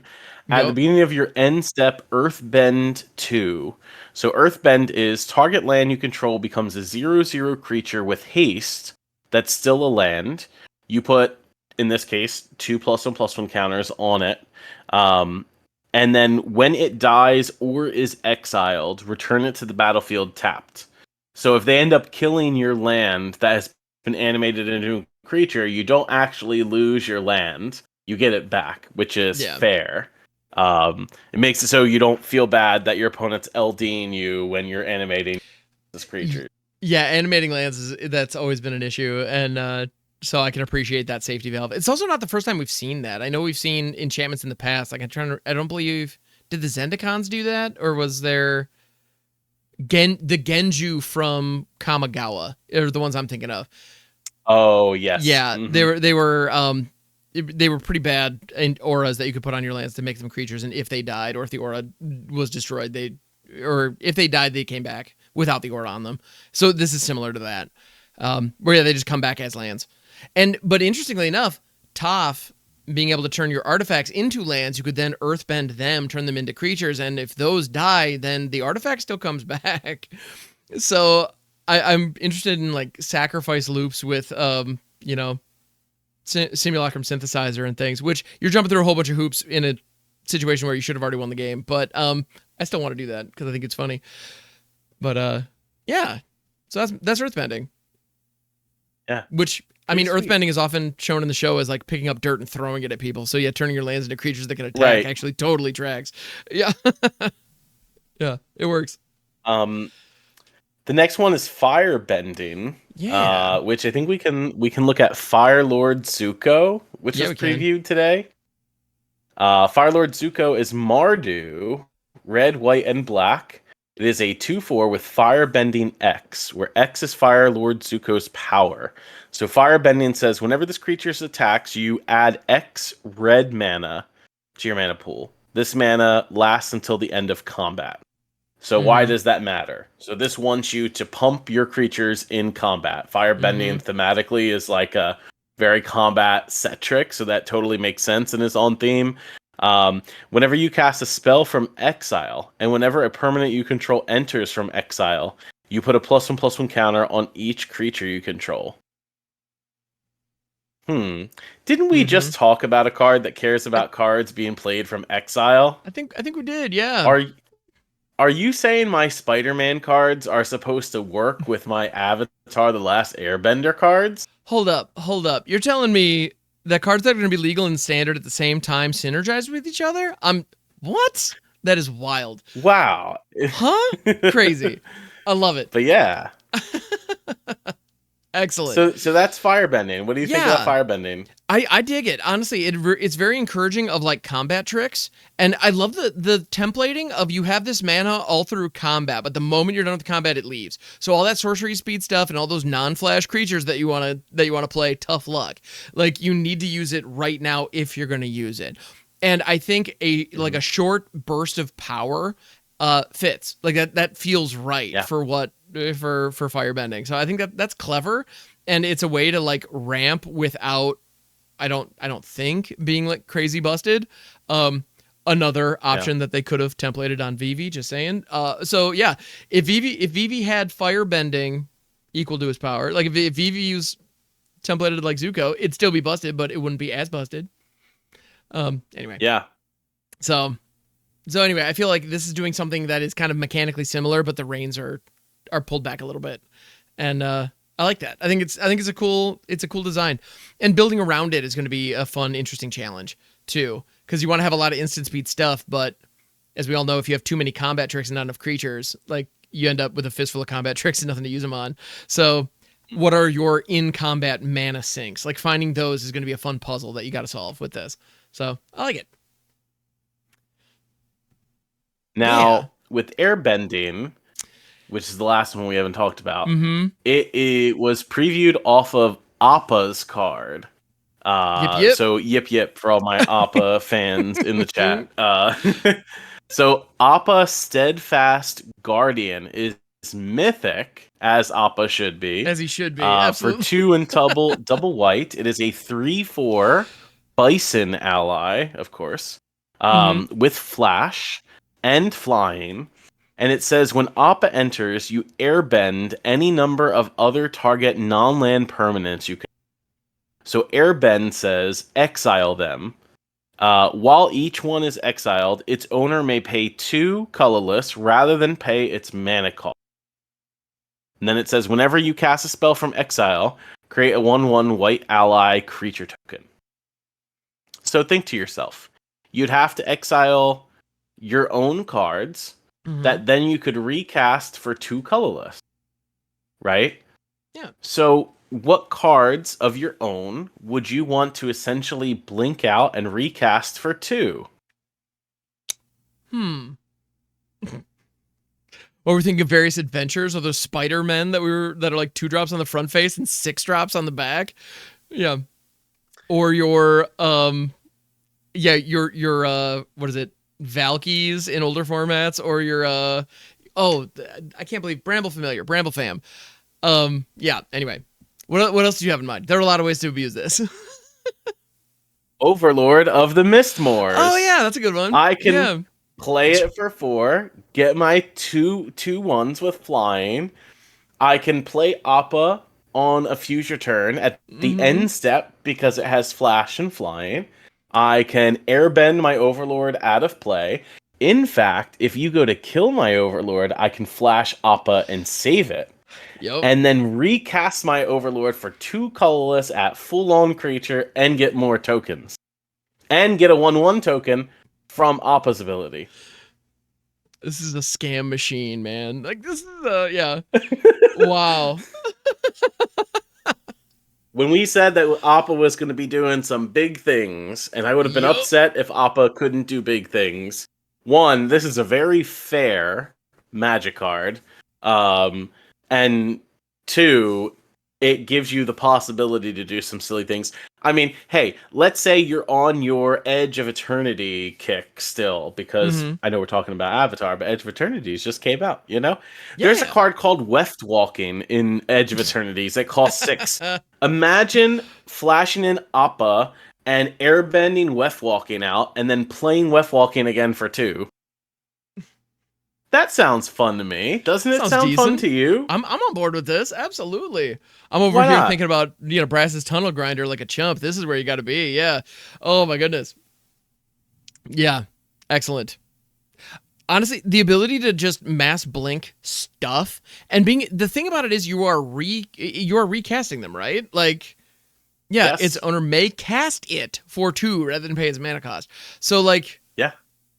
So all of the MDFCs, you get to pick which side, all the stuff that we were talking about. The only thing I think that is going to make this, like, because you can do similar things, like you can abuse stuff like with this, with cards like the 2-mana Jace from Thunder Junction with like the plots and things like that. Like those abilities to do the like Tibalt, the Tibalt Valky scam. This is templated in a way that would let you do that. Unless the like rules errata when this drops somehow has a safety valve in place for it, like based on airbending. Assuming that's not there though, like your Bramble Familiars are all of a sudden going to be 2-drop mana dorks that help you pay for this on turn 3 that you then pay for 2 and you get the fetch quest. Like that kind of thing is going to be very doable with this, which is insane, frankly, and kind of silly. But at the same time, Appa's a 4-drop. And so I think you're exactly right. Yeah. I think this is going to, and it will cost you 2 to recast. So like you're talking about 6 mana to cheat on mana. Like I think you're right. It's going to be very fair. But with the Overlords and with some of these other pieces that we're talking about, you're right. The Overlords with this, I mean, the Overlords are already great. Like those, you already just put those in your deck. So this as a way, maybe even as like, depending on what the meta looks like by then, some kind of sideboard option to like, if you're worried about, any kind of enchantment sweepers or something, like being able to save them and then get double up on value. Yeah, this is like the best Salvation Swan I think we've seen yet. And that's it makes rad. any of your creatures kind of resilient to removal. Which is really sweet. Which is thematically good for Appa, because Appa typically picks up his friends to get them out of trouble's way. Listen. Yeah. Chris Mooney and Dylan Devaney, listen to me. It's so funny. I'm just going to reference this once. I remember not this last MagicCon Vegas, but the one before, we were at the Community of Cardboard's charity event at the Mardi Gras Casino. You might remember this. I I was sitting at a table. It was me and Redface and Brouhaha and Gozer, and we were just sitting there playing Commander. And Brouhaha was destroying me with this Gary deck. Actual Gary. And and it was was a Pauper Commander variant. Yeah, with Gary Clone as the commander, which you can do in Pauper. Any uncommon is legal to be the commander, and every other card in the deck is a common. So you can imagine the insane like power down. And Bruce Gary Clone deck silly, but anyway, yes. So we're sitting there and we're playing, and Chris Mooney comes over to us, right? And we're just talking, and the topic most certainly came up about Universes Beyond, and we were talking about different properties that would be cool to see.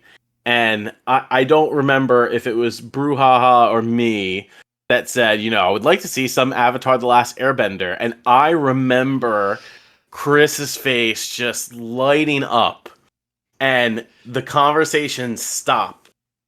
And sure, of course. Because obviously they know well ahead of time that this is coming.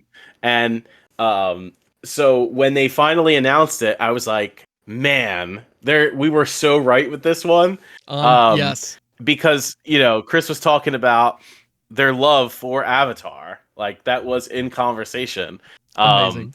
So it's nice to see it come to fruition. But we were just talking about Bloomborough interactions for a minute. And Appa, as well as some other cards, actually are borrowing a card treatment from Bloomborough. That is the Field Notes version of the cards. Which was seen in the Calamity Beasts, like Lumra and Yigra and stuff. So there are Field Notes versions of some of the cards in Avatar, including Appa, that I am glad to see because I enjoyed that card treatment. Same here. So, this shows a couple different faces of Appa. It looks great. I love it. Including just Appa going for a big lick, which is just adorable. Yeah, it's lovely. And you're right, the flavor, I mean, how many episodes of that show, like, the heroes have their back against the wall and they're about to get taken out and then Appa swoops in and saves the day. I mean, flavorfully, this is just, it's perfect. Yeah. I love it. And this also being airbending, how many other cards are going to have this kind of ability on it? And how many of them could be used offensively? Yeah. Appa specifically says targets you control. Or, non-land permanents you control. I'm assuming not all airbending cards are going to be that. So I'm very curious what that's going to mean. Yeah. Interesting. And then did you want to bring up the other type of treatment that they showed today, which is the textless version of cards? Textless version. You heard that correctly. There are going to be textless versions of cards in the set. And not like...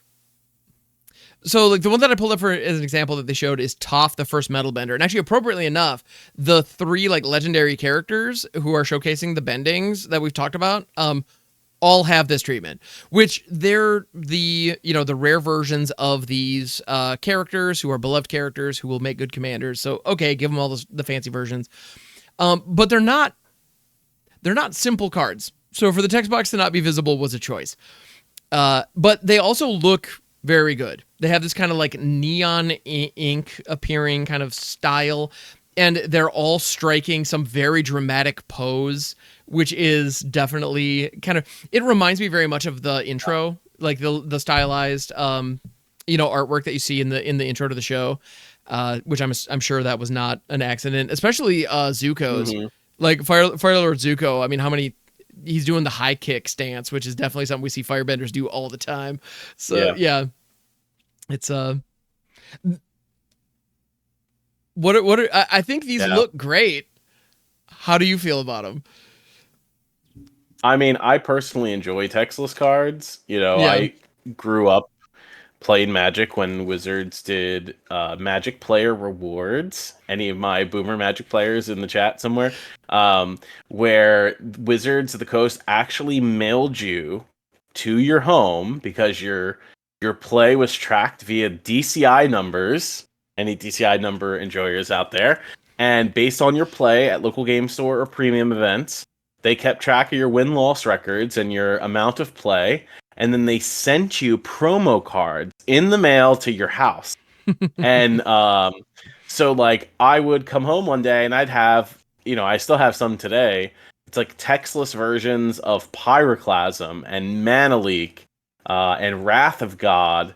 And I think Cryptic Command was very popular as just being like the art, the mana cost, and these cards were foil. Mm-hmm. And what was the other one? Damnation was one of the last ones from that like cycle of Magic player rewards, I think. Yeah. Yeah, there's the Cryptic Command on the screen. Yeah. Yep. And these fetched a pretty penny because you could only get them, I think, in foil. And when Cryptic Command was played in Standard and mattered in Modern, before it became unplayable in that format, this card was worth a lot of money. Cryptic Command in general was worth a lot of money for quite some time. So to get one sent for free to your house to like kids playing FNM at their local game store was pretty huge. And so I am 100% fan of textless cards. They might not be necessarily new player friendly. But to my understanding, these cards are also only available in collector boosters, not in play boosters. Okay. So, you're paying premium price for premium product, and so, whether or not the card is readable is probably less important. I love that fact. I'm very grateful to hear that. Not because I'm some huge shill for collector boosters, although I think they have their place in the greater Magic ecosystem, but I'm glad that you're not going to be at a draft table having to figure out what the heck this card is, because in those kind of environments, you don't want to be pulling out your phone, because that could be seen as all kinds of problematic. Whereas at a casual commander table, just pull up Scryfall on your phone and look it up. Like, that's, who cares? It's fine. Yeah. And we've seen, I believe, in the Pro Tour Phyrexia All Will Be One, the Phyrexian language planeswalkers were in the draftable boosters, and that caused some problems, as I recall correctly, by people not really knowing like how Luca's downtick worked, and they literally couldn't read the card. I'm glad to hear that this is not going to be in the draftable product. I think that is an appropriate application. Nowadays, reading the card does not always explain the card anyway. Not always. So, I remember during original Theros Beyond Death. Original Theros, not Theros Beyond Death. And they printed Ashiok, Nightmare Weaver. And one of the printings of Ashiok had it at the incorrect starting loyalty. No way. Which was very awkward. So you could pull this card in like pre-release or whatever, and it not at all. I think there's a misprint one. It either has Ashiok 2 or 4 counters. Oh wow! This is Ashiok Nightmare Weaver. Yeah, Ashiok Nightmare Weaver. It's supposed to start with 3, and it has a negative X on it, so that could make a big difference. Yeah. Or it was a different language one. Oh, the Korean version of the said that it was a +1 instead of a +2 for Ashiok's first ability. That's what it was. Oh, wow. So, if you were playing different versions of the cards, they did different things. Yikes. So, I don't think it's that much of an issue as it was like a while ago. However, being that Avatar and like the Universes Beyond IPs essentially are, in my opinion, designed to bring people who haven't played Magic before into the sphere of Magic. Cards like these do make it difficult for the newer players if you are trying to get them to play Standard. And like to your point, if you were trying to get them to play Commander, then that's not necessarily the case. Avatar does not have Commander precons associated with it, which Spider-Man doesn't either. So for 2 sets, you are not going to get any precons for Commander, which honestly, I understand people's disdain for Avatar not having pre-con decks. It makes much more sense for Avatar to have pre-con commander decks than Spider-Man does, Sure. thematically, in my opinion. But Avatar has additional product associated with it. So there's Jumpstart that's associated with Avatar that has specific cards to Jumpstart that make them legal in Commander. They showed like an Aang or something else like this today. But there's also the addition of the Scene Box, which there is for Spider-Man also, that will have specific cards to them. And there is a Commander bundle that they announced today, which, if I'm not mistaken, I'm not 100%. I saw it on the screen when they flashed it during the stream, that I think the Commander bundle comes with a collector booster pack in it. Excellent. And as well as like some other products. So it's like a supplemental Commander product that isn't a pre-con. And there's just so many legendary creatures in the set. It honestly doesn't matter. When you have 4 different copies of Aang in a set, or 4 different copies of Katara, take your pick. You can play all of them in the same deck, or choose to a commander deck around one of them. We have we have so many cards that exist that you even see. And granted, I don't make commander content like that, but a lot of people who do make commander content are already doing like live streams and YouTube videos on how to build this commander before the other cards are even released. So like that should just show you that you can build these decks on your own without a pre-con necessarily being available for it. Yeah. And if the goal for the Universes Beyond properties are to bring people to Standard and not Commander, it makes sense to not do Commander pre-con. Final Fantasy, I think, was its own thing because that IP was like huge, and each, Final Fantasy's fandom is related to the different games that you enjoy. It made sense to do that. Right. And even people wanted more Commander product for Final Fantasy because they didn't get enough of characters from a certain game, right? That was a very much an asked question on the Final Fantasy survey about the products. So, I think, and plus there's a bonus sheet that allegedly has 60 cards. They announced that today for Avatar. Interesting. And it's a scene card for an important moment in each episode of Avatar. Ooh. So I think it's like 64 cards that are similar to the treatment we saw in Final Fantasy, referencing certain games. It's like a screenshot. Not a screenshot, that's the wrong term, but it's a snapshot at some episode, some important moment. And they revealed 2 cards for this. They revealed Force of Negation as a promo, not as a promo, as on the bonus sheet, and they also revealed a Great Henge reprint from a moment to show, hey, here's these 2 cards that are on the bonus sheet, which is nice to see the Force of Negation reprint because that's been long overdue. But given that this is like a premium set, that card's gonna be worth infinite money.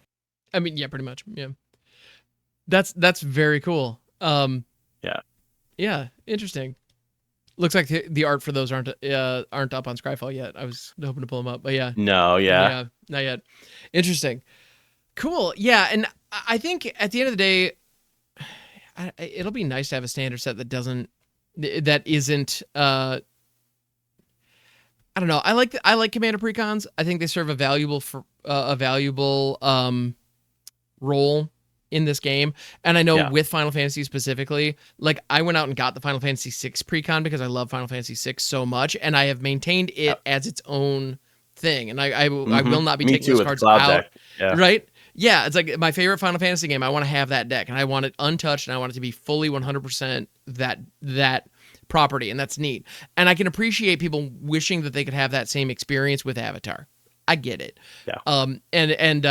And probably to a lesser extent, Spider-Man. Spider-Man, just the way that it's designed is just its own unique kind of challenge. So that is what it is. But I think, like, how would you divide it up? I mean, with Final Fantasy, having game-specific commander decks just made sense. I mean, there was the themes and everything was deep enough. I mean, would you try? Because you could do a deck for each nation, I guess. but like I feel like that isn't as smooth of a fit, you know? Yeah, I don't know that you could do that. I mean, granted, I have not seen all of Avatar. I have watched many of episodes, and while there's like story arcs or like episodes that talk about each specific nation, Mm-hmm. I don't think you can make 100 card commander deck like you can out of a Final Fantasy game. You'd have to dig real deep. Yeah, it'd be a stretch. Everything in Avatar like intertwine Mm-hmm. with each other. Like all the story arcs merge, or like you see this bit of the past where where Aang learns how to do this type of bending from, Master Kyoshi or Avatar right. Kyoshi, Yeah. right? From the past, and like learns what they went through. Like it's all about a journey and storytelling in Avatar, more Mm-hmm. like following a particular like game property or like Right. an arc of the story. The story all intertwines, which really makes Avatar a great IP. Yes. Well, and yes, it is a very well contained, very efficient story. And so if you're going to tell the core story of Aang's ascension, it has a clear beginning, middle, and end, and everybody interacts with him to the point where like the Avatar lore goes really deep. If you want to incorporate Legend of Korra or some of the other backstory elements, like if you want to go deep on all the extended universe like stuff with the other avatars, it's there. But 90% of fans don't engage with that stuff, Legend of Korra, maybe, like that being a follow-up television show. Plenty of us have seen that as well. I say us. I have seen all of them. I wouldn't call myself like a super fan or anything, but I do enjoy the show. It's good. Right. And this is going to be a catalyst for me to do a rewatch. But yeah, I think you're right. I think at the end of the day, trying to flesh out even 200 card decks in addition to the core set.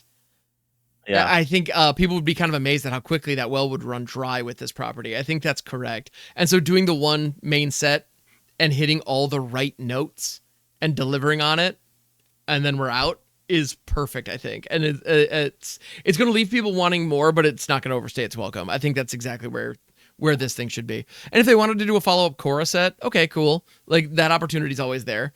But if this is successful, let's see how many dollars this makes, and then in a couple years we might see that. I don't know, but yeah. Now, interestingly enough, so we're talking about Avatar now because today was the first look, right? Previews, like official previews for Avatar: The Last Airbender, preview season is.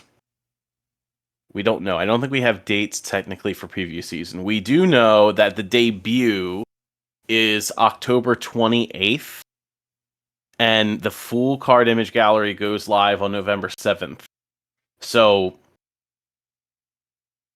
Spider-Man comes out mid to late September. So you're going to get all of October. You get 5, 6, 7 weeks between Spider-Man and Avatar: The Last Airbender entering standard. Again, Spider-Man smaller set, Avatar larger set, 2 Universes Beyond properties, 2 premium products. Remember that. But yeah, 7 weeks between each other. So the 7th is when the full card image gallery goes live. Oh, I'm sorry, you actually get 8 weeks. Pre-release events are November 14th, so the next weekend. So you get eight full weeks between Spider-Man and Avatar. So pre-release events the weekend of the 14th. Full big box releases on the 21st. Then the World Championship is Avatar themed. The World Championship for Magic is the first weekend in December, if I'm not mistaken. And then there's a Spotlight series that happens in January with Avatar. So we didn't go deep into all of the spoilers. They did reveal a bunch of different cards today. Yeah. So we'll leave it at that, and I think we'll address other previews as they become appropriate. I think that sounds like a great plan, because we're still on Edge of Eternities, y'all. Edge of Eternities just came out. Just came out. Like it's funny, like talking through the Yeah. Spider-Man stuff. I found myself on stream the other day mentioning something to the effect of like, I used a past tense phrase to refer to Edge, and I was like, yeah, so I enjoyed Edge, and they're looking at these Spider-Man, and people are like, it's the current set. Like, yeah, it is. What am I doing? Like what? Hold up. Like you are getting like even mentally, I'm jumping the gun, or it's hard not to, at the pace we're going. You know, and it's funny, like last week we did the limited episode, and so as a result, there were 30 some odd Spider-Man cards or 40 some odd Spider-Man cards that we just hadn't covered on the show. It's wild. A weekly show right now is we will not cover everything. I guarantee it. There's no way. Tune into our streams and ask us questions if you want to hear our thoughts and opinions on all the things. That's the best spot. Also, actually, there is one other card type that is coming back with that they previewed. Lessons are back with Avatar, which I love. Which the whole narrative of the original series is Aang going around to the different nations and learning about all the different bending. So like, how flavorful is that? I wouldn't have even considered it, but it's a pretty perfect fit. So all those learn cards from Strixhaven now have more things they can go tutor up. So neat. Anyway.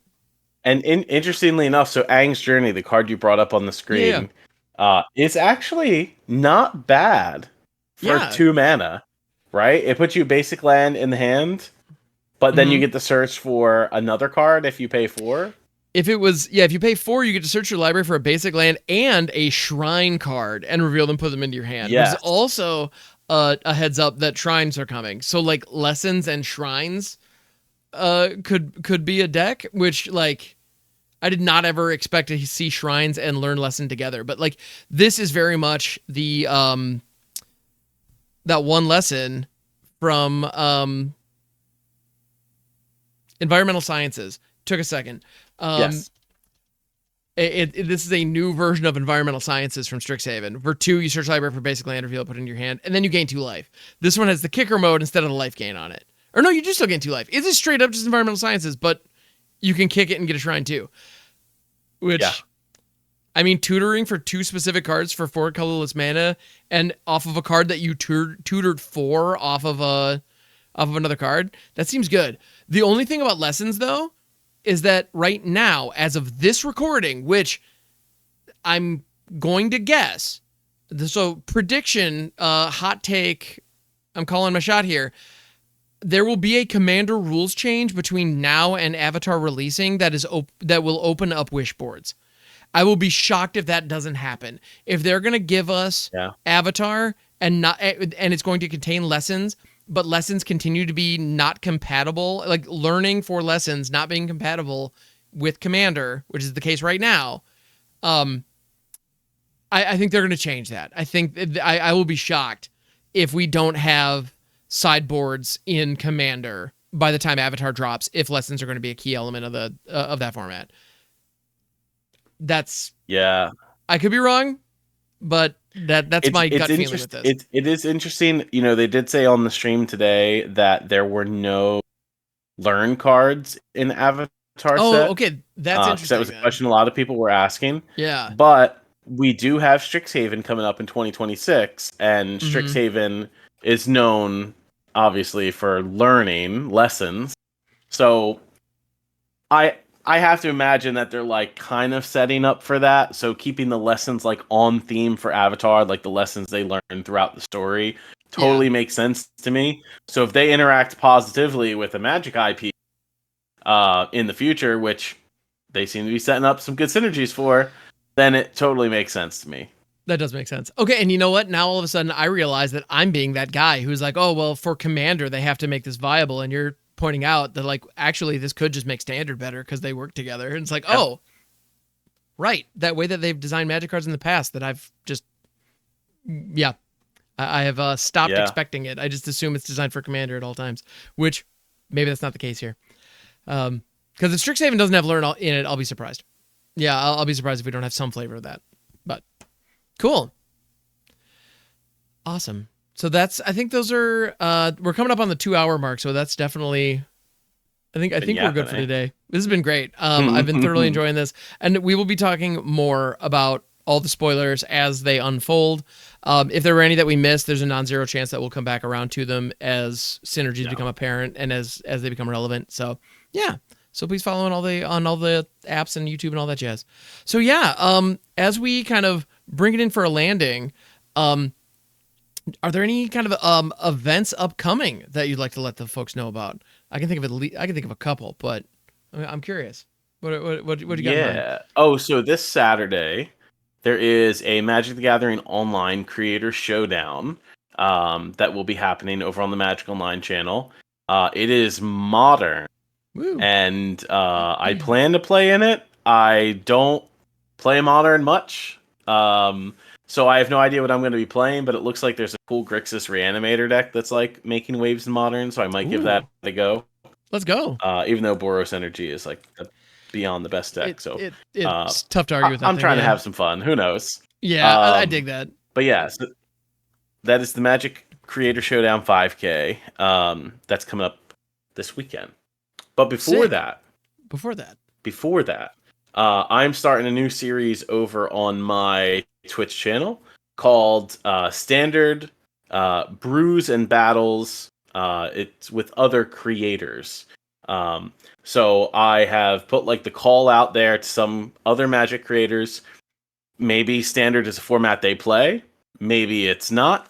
And we've given the option to do brews and or battles. So a brews stream would be me with another content creator, us brewing up decks together, and then taking those decks to the Standard ranked ladder. And then battles are where that creator comes with a couple decks that they would like to play, and then I come with the community created deck, so like our viewer brews, and we see how they do in battles against the other creator. So coming up this week, I have MJ Variant, who is going to be joining me for tomorrow for Wednesday's stream. And then Hamhawks, you and I are going to be brewing some decks on Thursday. I'm looking forward to it. And then later on this week, I have Hazen with Blue Collar Commander is going to be doing some battles with me. So sick. Something new that I'm trying. Because every time I always see people like sign up to have like creator collabs, it's always with Commander content, and Commander content is great and all, but I want to get more people playing Standard. So I think that helps do that too. Well, and I think a lot of us Standard Arena creators kind of live within our own little bubble, and we just kind of like go online, do our thing, and the opportunity to actually collaborate with others. Like Commander, just by the virtue of like if you're gonna play, you need 3 other people there. Like is it naturally kind of community, but the opportunity for Standard and other arena formats is definitely real. Yeah. So thank you for kind of, for spearheading that kind of initiative. I'm looking forward to it. I'm very interested to see how things go, and I can't wait for Thursday. It's going to be up past my bedtime, but it'll be a two coffee kind of day. And we'll have you drinking coffee in the evening. I will definitely be brewing a pot before we go live. I'm looking forward to it though, because I know, I know your community has a lot of crazy ideas, and I'm definitely looking forward to kind of melding with all the minds, and I have complete faith that there is some really wackadoo nonsense that we have not unlocked yet in the Standard environment. There are too many cards in it for there to not be some fun brews with some crazy potential. So let's unlock them. Yeah, it's cool stuff.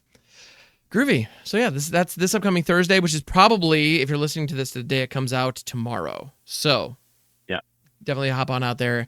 Over at twitch.tv/CarloMTG. Links in the description as well for convenience. Yes. Groovy. All right. So this is where we would normally throw the question of the week, but I already inserted that one earlier about Spider-Man. I feel like that was a quality one, and I'm going to count it. So let's go ahead and bring it on in for landing. Thank you, dear viewers, dear listeners, for hanging out. We appreciate you, and we'll be back next week. So take it easy, everybody. Later. Later.